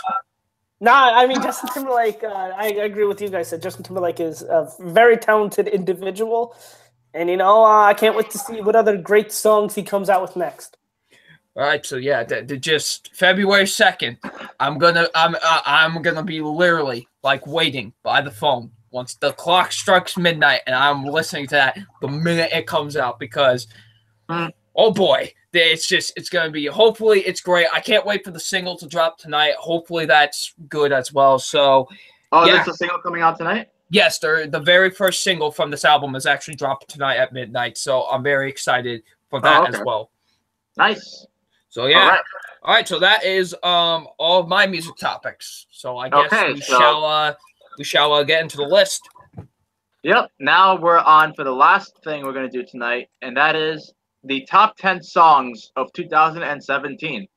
Now this is gonna be kind of cool because now I imagine each song we have is probably very different from another in terms of the genre. So we can say we can have a lot more to talk about, and it'll be more of a variety list as opposed to one person or a group or whatever. Yes. So I have a list, and keep in mind all these songs are very popular, at least for me. So yeah. Yes. Yeah, fuck the haters. So since I picked this, I'll go first, and Double Nine, you can go second, Edge, you can go third. If you have the same number 10 or whatever, just join in the conversation. You know the deal, and let's get started. All right, so I'll start. Number 10. My number 10 is Feel It Still. Feel It Still by Portugal the Man. Thank you, yes. Now, I first heard the song in a commercial. I believe it was the one where Aaron Paul is running in a treadmill and he's drinking vitamin water. Yeah, when I heard the song, for some reason I thought the song was old, came out maybe a couple of years ago or something. But I found out later on that it was from this year, and I've heard it many times. And I actually find it very catchy. I think it's a really good song. It's the first song I ever heard from Portugal the Man, and I really dig it. I think. It's definitely different. I actually like the guy's voice a lot. Like I said, it's very catchy. And, yeah, it's just one of those songs I like listening to a lot. So, Feel It Still is my number 10. All right, Double Nine, number 10. All right, my number 10, boys. I'll be honest with you, I'm not really too huge on Feel It Still. It's fine. I don't absolutely hate it or anything, but it's just not my cup of tea of a song, honestly. That's fine. Yeah. But it's cool that's on your list. All right, my number 10 is Back in the USA by Green Day. I just had to include this. I just had to. If you don't know this song was the new song that appeared on their greatest hits record of God's Favorite Band. And I heard it at first. I'm I really like this. But with other Green Day songs, I just say I like it at first, but then when I keep on listening to it, I just absolutely fall in love with it. And now it's I think it's one of their best songs, and it's definitely a song that I listen to a lot, even though it only came out in November. It's a song that I put on blast for like a whole week. And yeah, it has some really good guitar work in it. Really love a lot of the lyrics to it. It has one of the catchiest choruses of the entire year, to be honest with you. I just really love this song as a whole. It's really short too. It's only 2 minutes and 36 seconds, but it gets its message done really quick on what they want to talk about in the song, and it's great. I really loved it a lot, and yeah, it was nice to hear something new from Green Day so soon after their latest release. So yeah, my number 10 is Back in the USA by Green Day. I gotta listen to that one still. So yes. All right, Andrew, what's your number 10? My number 10 is Walk on Water by Eminem. No, it's a really good song. I just didn't love it like I wanted to. I mean, I like it a lot. I just thought I would end up loving it because I really do like Eminem. So it was kind of underwhelming in that aspect, but it's still a pretty goddamn good song. I think is really good in the song. And obviously, so is Eminem. And yeah, that's pretty much all I have to say about the song. Welcome, Water is my number 10. All right. So that was our number. What are you laughing at? Huh? What are you laughing at? Oh, nothing. All right. That was our number 10. Now we're on to number 9. My number 9 is a song it's funny that you're gonna be surprised on my list because I've complained that the song's very overplayed. But honestly, I do really like the song, and when I first heard it, I did listen to it nonstop. To be honest, my number 9 is Despacito. Okay. It is a really good song, but I agree with you. It's overplayed as fuck. And now that I don't hear it as much as I used to, I do appreciate it more. Yeah. It's Despacito. Actually, I like the remix more. So the remix with Justin Bieber, I like that version more than the original song. Yeah, that's the one I also prefer that one. Yeah. No, it's like I said, I know it's very overplayed, but honestly, I do think it's a really good song. You know, it's definitely very catchy. It's probably why so many people like just love it, and it's why it's so overplayed because it's it's really good. Like the rapping is very good. The chorus is catchy. I think Justin Bieber actually does. I'm not a fan of the guy, but I think he actually has a really good verse in the song. And yeah, I mean, I don't think there's really much else to say. I think this song came out in the summer and was known as like the best song of the summer. Yeah. I can see why for sure. So Despacito, the remix is my number 9. Real quick, I just want to say, Andrew, apparently you're sounding like Roboto again, so you may have to like leave and then come back. I'm gonna switch my mic. Hold on. Okay. All right. But my number 9 is Rose Colored Boy by Paramore. This was off of their latest release, After Laughter, which is a fantastic album. I love that album a lot, and this is definitely my favorite track off of that album. It's definitely what I love about that album is that it has a very 80s new wave vibe with it, and it definitely flows with this song. And it's very upbeat and very kind of just catchy to listen to, even though a lot of the lyrics to this album, like a lot of the song lyrics on this album are like really depressing, and a lot of the song meanings are really depressing, but they're told in such an upbeat way that it's just like you can't even tell if it's depressing because it's in such an upbeat tone. But it's really great. Like, I really think Haley Williams' vocals sound really nice on this song. The instrumentation, like I said, is great. Has a nice bombastic feel to it, and it really has a nice like new wave 80s vibe to it. And it's very great. It's just something that will just get you dancing, and I love it. So yeah, my number 9 is Rose Colored Boy by Paramore. All right, cool. All right, Andrew, what's your number 9? Hold on, Andrew, I can't hear you, like at all.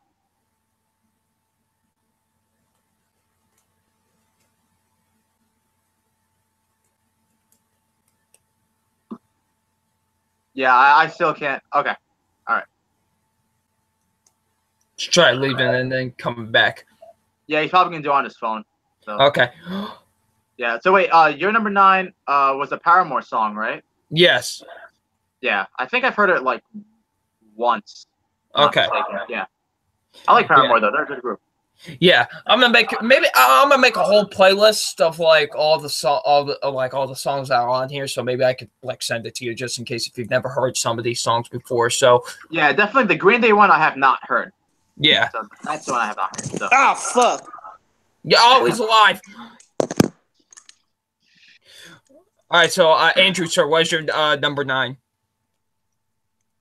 Is it? Yeah, it is number 9. Sorry. Can you hear me? Yes, yeah. we can hear you, sir. All right, hold on. I have to switch to my phone. Hopefully this works. I don't even fucking remember what number 10 is. Or my number 9. Hold on. Oh, man. Okay. Oh, man. My number 9 is Chained to the Rhythm by Katy Perry. I'm not a fan of Katy Perry at all, but honestly, I find the song very catchy, and I really like, in particularly, I really like the chorus and the beat to this song. Jesus, mother of Christ. What was I saying? Like I said, I'm not a fan of Katy Perry, but I really do find this a very catchy song, very nice upbeat song. And I really like Skip Marley in this song. I think he does very well in this song. Chained to the Rhythm by Katy Perry is my number 9. Okay. That was on number 9. Now we're on to number 8. My number 8 is similar to number 9. I mean, the songs aren't similar at all, but it's similar in the sense that it is kind of overplayed, but admittedly, it's a very good song, and it's great. I'm not going to deny that. Yes. And it is one of the best songs of the year. That is Shape of You by Ed Sheeran. That is also my number 8. Oh, look at that. Yeah, like I said, I've heard the song many times on the radio, many times, but Ed Sheeran, he's very talented. Yes. I think Ed Sheeran's a very talented singer. And originally, I wasn't like a huge fan of his. Not that I didn't like his music, but like his music wasn't really my thing. But this song actually was the one that actually made me recognize him and be like, okay, this guy is actually really good. Mm-hmm. And yeah, I think it's the chorus. I think is it's very catchy. It's very nice to listen to. And yeah, just like when it starts, I think it's just a good song to listen to, and it's like one of those feel good songs too, in my opinion. Yeah. Yeah, that's pretty much what I got to say about Shape of You. It's a very good song. It's my number 8. Andrew, why is that your number 8? I agree with you 100%. Yes, it is overplayed, but it's a very, very catchy song and a good song in my opinion. I really like his sort of rapping in the beginning. I really enjoyed that, and I really like the chorus as well. Mm-hmm. I think he's a very talented individual, and this song really showcases his talents. And like you said, it is an overplayed song, but I really like it. And I do think it's one of the best of the year as well. All right. That was our number 8. You went. Yeah. Okay. Okay, so now we're on to number 7. No, number 8 has to go. Oh yeah, I'm sorry. Yeah, never mind. No, it's fine. No, it's fine. What was your number 8? My number 8 is "The Lover" by Lorde. Now, this is a song that appeared on her latest album, Melodrama, which I very much loved. I think that's a really fantastic release from her. And this was my favorite track off of that album. When you hear, it just has a nice opening to it. Like, you hear somewhat of, a distorted guitar in the beginning. It just goes... Drum, dum, dum, dum, dum. And then you hear her start singing, and, the lyrics are really nice. Lorde has a very beautiful voice, and she's, has... one of the best voices going today in music, and it really is nice in the song. And then when she goes there goes the boom boom boom, make them all dance to it, and then when that beat hits, it's really great. And the last minute and 15 seconds of the song is just a nice beautiful instrumentation, and it's great. It's just a really nice song to lay back to and just listen, just take it all in. It's kind of like one of those songs. And it's fantastic. I really love it a lot, and it's definitely the one I've come back to the most off of that album, and just one of the ones I've come back to all year long. All right, and what's it called again? Oh, the Lover. I always say it wrong, but it's I think that's the basic gist of it. Okay. Okay, so now that was our number 8. Now we're on to number 7. Now this is where you either love or hate my list because I have this over Ed Sheeran, I have this over Despacito. It is what it is. My number 7 is Passion Fruit by Drake. Fucking Drake. I think Drake is really good, actually. I like Drake a lot. Yeah, me too. Yeah, and fucking Hotline Bling is a terrible song. Yeah, but he has way more songs than Hotline Bling. This song, I love the beat. I did find the beginning pretty funny, like the explicit version where it feels like he's about to sing, but then he's like, no, hold up, fuck that, I got to start all over again. Yeah, it's pretty funny. But when the song starts, it's actually really good. Like he puts a lot of emotion in the song. Yeah, honestly, yeah, and it's for me, it's one of his better ones. Like I know it, like his earlier stuff, he did like a lot of rap music and stuff, and he's a really good rapper. But I don't know, I like it when he does the emotional songs, when he actually sings and stuff. I think he's very talented when he does that. And Passion Fruit, shows that he's not only just a good rapper, but he's a really good singer as well. Yeah, and so Passion Fruit is my number 7. All right, Double Nine, what's your number 7? Number 7. This is like the biggest surprise song of the year for me because, Caden, my buddy Caden, I'm pretty sure all of you know the infamous legend himself, the infamous meme legend himself. He's a big fan of rap, and he brought me onto this album. He told me, I should listen to it, and we both listened to it together, and I love the album. But this song was the one that caught my attention out of any song off that album. And the song is called I Ain't Got Time by Tyler, the Creator. This song is fucking glorious. It's funny. It's crazy. It's everything. It's the best rap. It's the best hip hop / rap song of the year for me. Like, there's just no other one that beats it for me. I just love the lyrics, and like he starts off with like I ain't got time for these bitches. Like it's just. It's great. Like it's just such a funny song to listen to. Also during the song, he goes like, "But first, happy birthday!" Like it's just some weird instances like here and there in the song. It's great. Like it's so awesome. The beat just like I don't mean to sound like that type of person, but the beat goes hard in this. Like it so does. It's so amazing. I love it. It's incredible. Seriously, I have any song off of that album. Which is called Scum Fuck Flower Boy. That's what that album is called. And at any song on that album, this is definitely the one that's the best one off of the album. I love it so much. So, yeah, I Ain't Got Time by Tyler, the Creator, my number 7. All right, Andrew, what's your number 7? My number 7 is Strip It Down, or Strip That Down, by one of the One Direction people. I always get them fucking confused. Liam Payne. There we go. There's 5 of them. You really fucking think I'm gonna remember all their names?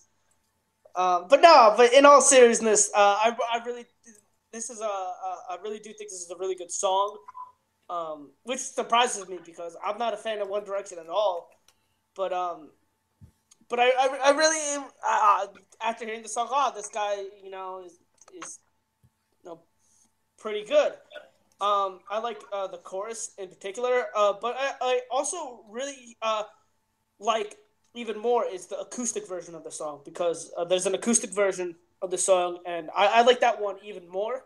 I think just the acoustic guitar really goes great with the song as a whole, and his singing in this is really good. Strip That Down is my number 7.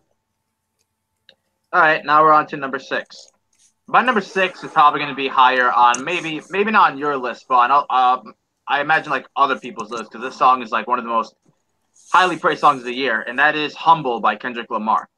Wanna know something that's actually not even on my list? Oh, okay, all right. It's not on my list either. I'm kind of surprised, but yeah, and I love Kendrick Lamar. Yeah. Now, I have heard some people say that DNA is his best song. Of the year, like between Humble and DNA, they say DNA is better. And as much as I do like DNA, I actually do like this one more.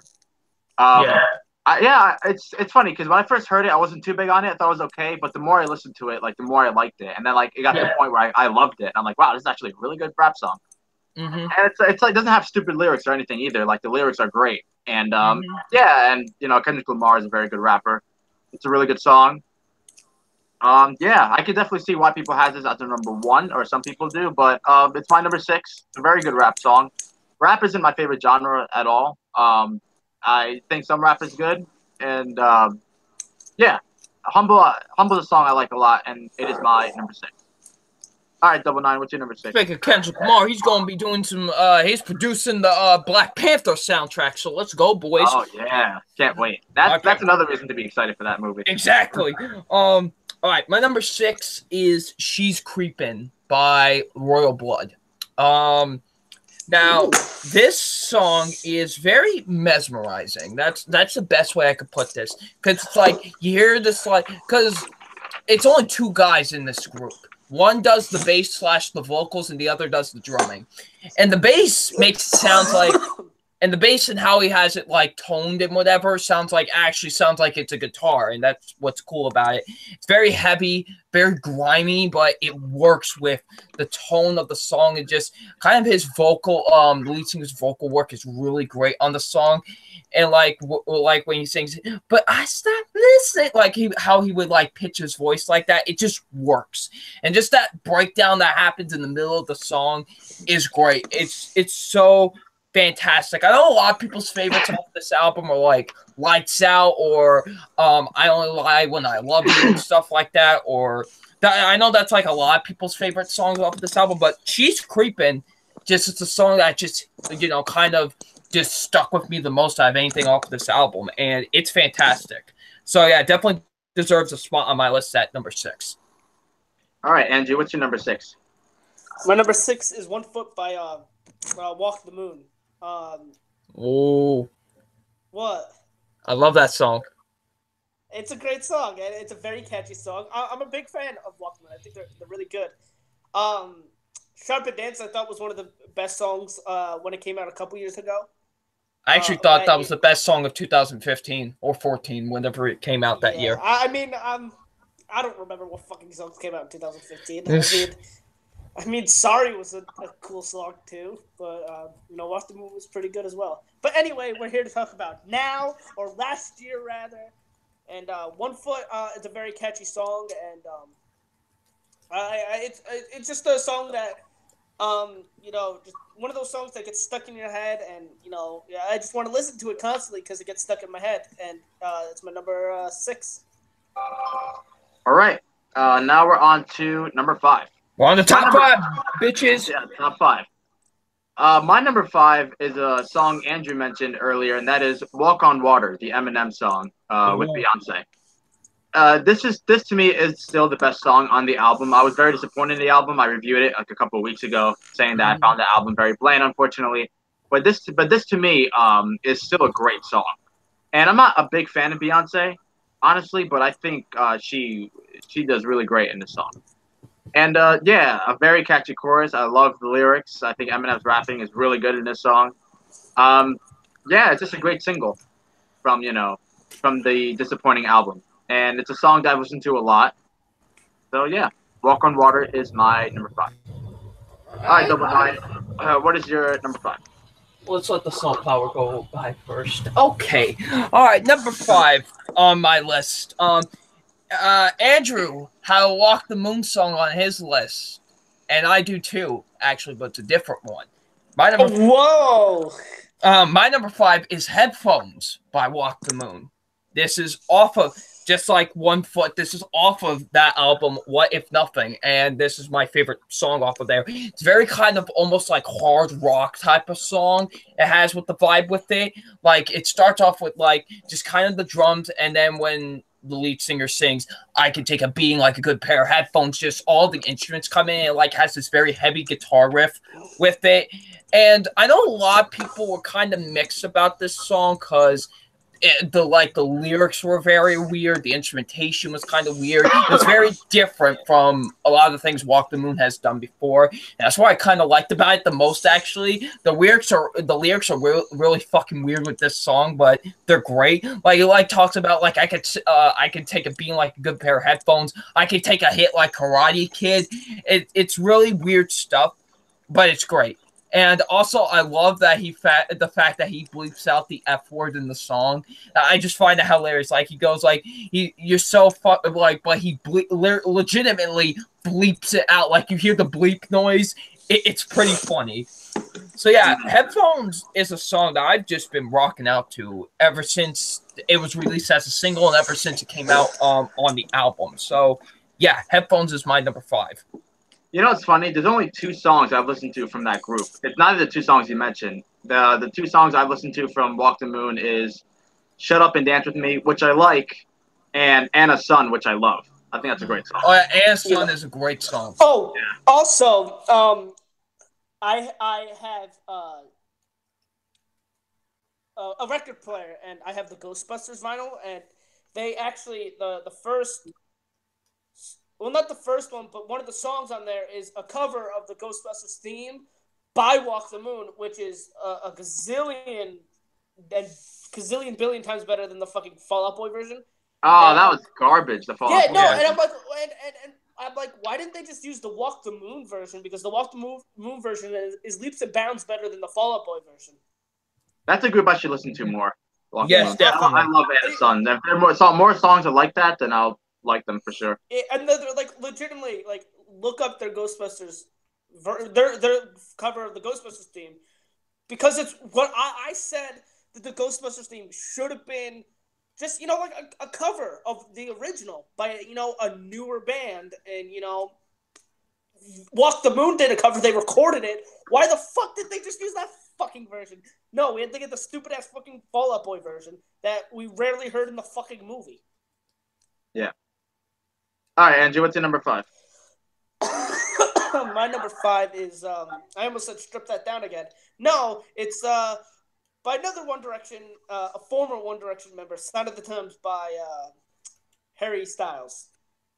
Again, another song. If you told me at this time last year that I would have 2 songs in here by One Direction members, I would call you fucking crazy. But this song is very good. I really like the kind of rock feel to it. I love the piano in this. I love his singing in this. And I really, really like his singing, particularly in the chorus. I think it's great.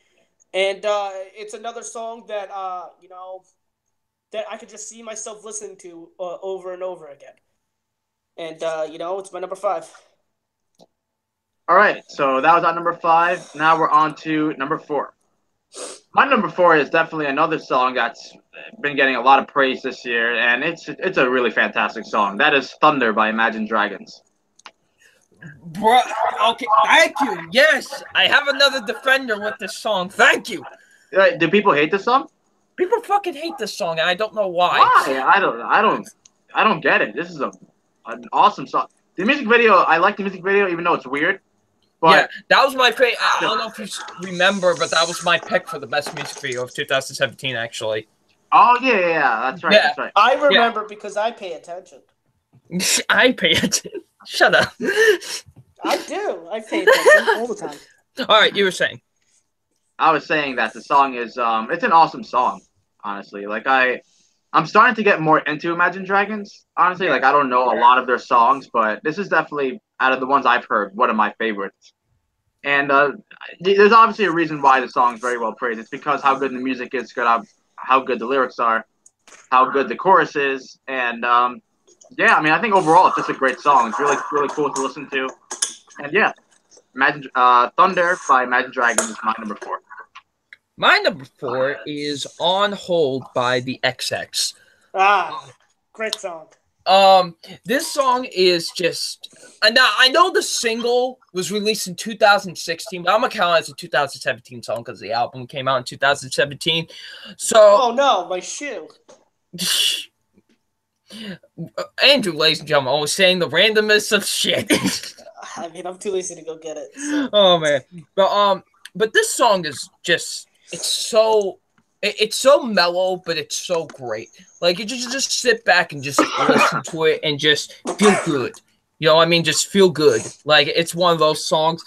I love the looming bass on here and the looming electronics, and they sample an old song on here, which really works with the song as well. It's just so great. I think both lead vocalists do a very good job on the song. It's just so great. I really love On Hold by the XX. It's such a great song that has really fantastic lyrics to it too. So yeah, that's my number 4. All right, Andrew, what's your number 4? My number 4 is "That's What I Like" by Bruno Mars. Another Jesus Christ, let me try to fall off my chair some more. Fuck, what was I saying? That's What I Like. Yeah, no, I really like Bruno Mars. I think his singing in this. It's another again a very, very, very catchy song. I like this. I think this is the best off of his album, 24 Karat Magic. And it's I like singing, especially in the chorus, but his singing's like really good. I mean, I'm a big fan of Bruno Mars, so it wasn't a surprise to me when this song is this high on this list. It's my number 4. All right, yeah, that's a really good song. I like Bruno Mars is very talented. Mm-hmm. All right, so that was on number 4. Now we're on to number 3. My number 3 is the song that's going to win the Oscar for best song, "Remember Me" from Coco. Oh yeah. I love this song. It is such a great song, and it makes for some of the best. Coco is one of my favorite movies of 2017, and this song. It's just even after I saw the movie, like I just listened to the song again on YouTube, and I'm like, this song is really something special, just what it means and stuff. And I don't know if you guys saw this, but on Twitter, there's a video that was shared on Twitter. It had like over 1 million views, and it was a little boy, like 4 years old, who was singing to his like his sister passed away in May, so he was singing like it was her birthday or something, and he was singing that song to her. It's actually a really sweet video. Yeah. Like I was on the verge of goddamn tears while watching that. I'm dead serious. Yeah, it's a very emotional song, and obviously I'm not going to give spoilers to Coco for those who haven't seen it, because like the song plays a significant role in the movie. Yeah, but no, it's a fantastic song. The guitar, and yeah, I mean, I know there's a lot of different versions of it. Like there's one where Benjamin Bratt sings it. There's one where the main character sings it. There's one with Ernesto de la Cruz. Yeah, with well, I think Benjamin Bratt plays Ernesto de la Cruz. Because I was listening to the song yesterday. There's it's the Benjamin Bratt version. There's one it's called the Lullaby version. Yeah. And then there's the one that they play at the end. Yeah, so the Lullaby version is my favorite version of the song. That's personally also my favorite version. Yeah, they're all really good versions though. Yeah. So, great song. It better fucking win at the Oscars. That's all I'm gonna say. Remember Me is my number 3. That's if it gets nominated, but Oh, I will. Oh no, it will. I will drive to LA and do whatever. All right. My number 3 is I didn't mean to place this in the place. It just that's how it ended up. Is song number 3 by Stone Sour. What happened to song number 1 and 2? I have no idea. And this is oddly enough, it's the 5th track on the album. But song number 3 is, I really like Stone Sour a lot. I think they're a very good hard rock group, and even though they're known more for the hard rocking sound, this is much more. It still has that hard rocking feel to it, but it's a much softer song, a much more nicer song.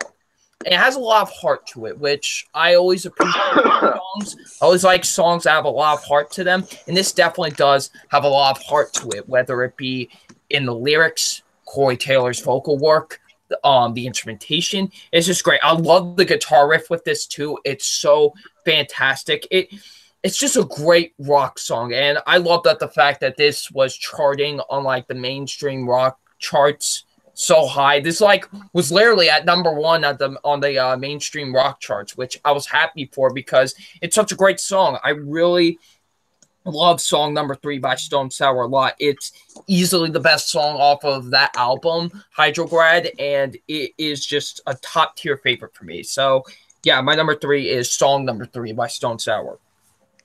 All right, I've never even heard of that song, so I'll give it a listen. All right, Andrew, what's your number 3? My number 3 is The Other Side from The Greatest Showman. This is easily my favorite song from The Greatest Showman. And I listened to it, 2-3 weeks ago, and just for the fact I have listened to it so much and how catchy it is and how much I like it. Just I think shows how really good of a song it is. And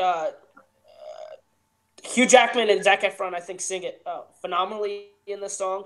And I don't know if this one's going to get nominated at the Oscars, but I sure hope it does. I think another song from The Greatest Showman will get nominated for the Oscars. But one can only hope, But I think this also does a good job in telling the story in the Greatest Showman. Really progresses the song along. But like I said, it's just a really, really catchy song. Andrew, what was your number 4 again? My number 4 was "That's What I Like" by Okay. Mars. All right. Okay, so that was our number 3. Now we're on to number 2. My number 2 is a song Andrew mentioned earlier, and that is "Sign of the Times" by Harry Styles. When I first heard of the song, I had no idea it was Harry Styles. I just thought, wow, this guy's a really good singer. Then I found out it was Harry Styles, and my fucking mind was blown. I couldn't believe that was Harry Styles. But I gotta tell you, I'm also not a fan of One Direction, but I give credit when it's due. And Harry Styles' voice in this song in particular is outstanding. Great, it's really great to listen to, and it's just a really good song as well. It's catchy, it's really well done. I give it nothing but the highest praise, honestly, and it's my number 2. Mm-hmm. So, Benai, what's your number 2? My number two is "The Evil Has Landed" by Queens of the Stone Age. Now, if you saw my top 15 favorite albums of the year with, once again, my boy Caden, you saw that this was number 1 on that list. Villains by Queens of the Stone Age was my best album of 2017. And this song is one of those main reasons why. "The Evil Has Landed" is actually 6.5 minutes long. And let me tell you, you do not feel the running time at all with this song, because it starts off with him just saying, with Josh Homme saying close, come close, and you just hear this distorted guitar riff, and then just all the instruments come in. And what I love about this song is that you can hear every instrument. You can hear the guitar, you can hear the bass, you can hear the drums, and it's so fantastic. I love the riffs to it. Josh Homme's vocal work sounds really great on it. It's just a very chaotic song to me. And once we get to that breakdown of saying "Here We Come," it just explodes. And for a song that's, like I said, 6.5 minutes long, doesn't feel like that at all. It's an incredible song, and this song really does show me why I picked Villains as my favorite album of the year, and it's just an overall amazing tune. So, yeah, "The Evil Has Landed" by Queens of the Stone Age is my number 2. All right, Andrew, what's your number 2? My number 2 is "Remember Me" from Coco. Yeah. You said it best. This better win at the Oscars. It's easily the best song to come out from a movie this year. But besides that, it's such a touching song, and the message is just so touching. Like I mentioned before, I think the lullaby. Jesus, mother. Yeah, just excuse us. Me and Andrew are dying. Yeah, I'm dying of the bubonic plague. Diego has mad cow disease, and Yeah, mad cow disease apparently. And Double Nine's gonna get whatever disease doesn't exist anymore. A kick to the balls. That's what he's gonna get. Yeah. Anyway, I think the lullaby version is easily the best and most heartwarming and most touching version of the song. But all 3 of them are really great. And Like I said, I hope this wins the Oscar. If not, Yeah. And hopefully Coco wins Best Animated Feature stuff. And hopefully, all right, Diego, your favorite. Number one. My number one favorite song of 2017 is 273-8255, also known as a suicide hotline number. That is also my number one. I love this song. I think the song is phenomenal. Honestly, it's great, and it obviously it covers a topic, suicide, and it doesn't do it in a glorifying way or a very intense. I think the way they handle it is perfect, and not just how the song's presented, but the music video as well. And the music video is one of the most powerful things I've seen all year. And yeah, I just love the song. I mean, I can't give it nothing but the highest praise. I really hope it wins Song of the Year. And I know that people are rooting for Despacito and whatever, and that was on my top 10, but honestly, I think that the 1-800 song is the one that should win because of the message it conveys and all that stuff. I just think it's a terrific song. So, yeah, Andrew, what do you got to say about that song? No, I completely agree with you. But not only is it a great song, but the message in it is just so powerful. And what it does, I think it is just so great and so fantastic. Raising awareness for suicide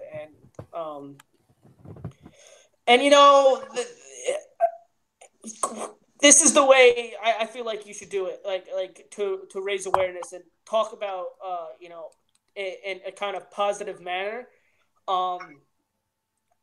and I'm sure that this song is going to do a lot of good for people who have those thoughts, because it really is depression and suicide is really a terrible thing, and yeah.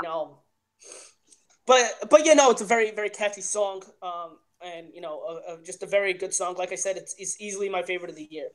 And Logic have stated in interviews that this is something that he wanted to make for a long time, and you can tell it was very personal to him. Yeah. Yeah, no, and it's just one that just so much emotion, and it speaks to me on a personal level, because I know people who have ended the life in suicide, and it could be a terrible thing, and if this I'd be happy if this saved one person's life. Yeah. But I'm sure it's gonna save a whole bunch of other people's. Music is a great thing, and music is very influential. So for them to make this song, it's a great thing, and I agree with you. I hope it also wins Song of the Year. I think my favorite thing about the song, though, it's actually pretty cool how it's set up. Like, at first, the guy wants to die, then he talks about what's going on, and then at the end, he finally wants to be alive. Like, I think the way they constructed it in that way was perfect. I think it's powerful. Yeah, beautiful song. I love it. It really is a beautiful song. Yeah. All right, 99, what's your favorite song of the year? All right, my number one favorite song of 2017 is "Sign of the Times" by Harry Styles. Now, if you remember when I was talking about the Grammy nominations, I had to stop myself when I was talking about this song because I almost spoiled something about it, and this was it. That this was my favorite song of the entire year.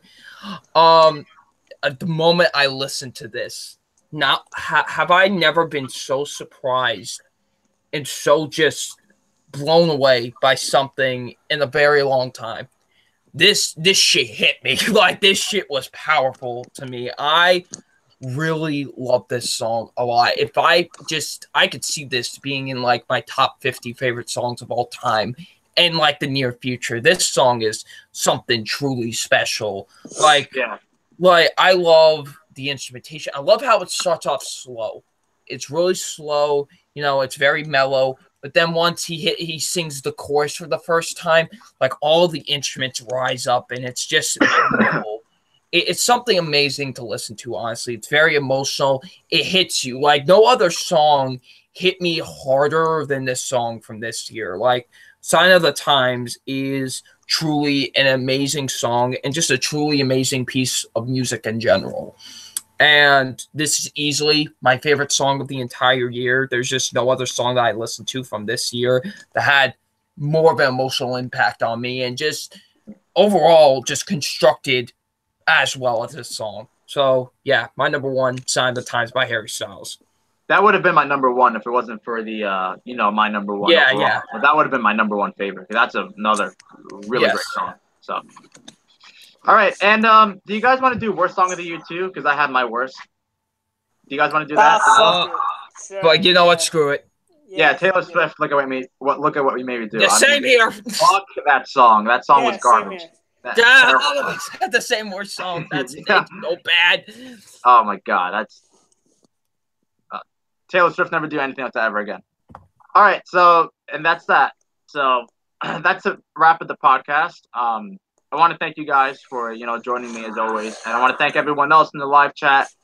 I had fun today. I know we didn't have like that many topics, but I think we still did pretty good today. So we'll be back next. We'll be back next week, and I still get to choose for next week. And next week we'll be doing top 10 Pink Floyd songs. So. I gotta do some catching up. Yeah, you do. I don't know catching up. I mean, if you know me, you already know what my number one is.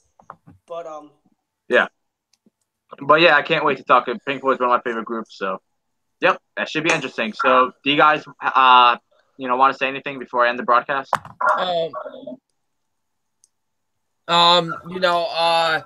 Thank you all for watching this episode of the MTVM podcast. And another great episode. Had a ton of fun doing this. Diego, you magnificent bastard, and you, Andrew, you magnificent bastard. So it was great to do this podcast. So yeah, good night, everyone. I should get some sleep. Oh, my turn. Yes. No, it's fun as always.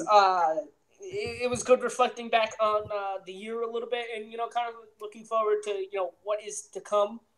Hopefully next time my microphone isn't shit, and I won't be dying. So. Yeah. All right. So once again, thank you guys, and thanks to everyone in the live chat. Thanks for watching. Hope you guys enjoyed today's podcast. And until next time, guys, I'll see you guys next week. Stay classy and have a good week. Goodbye.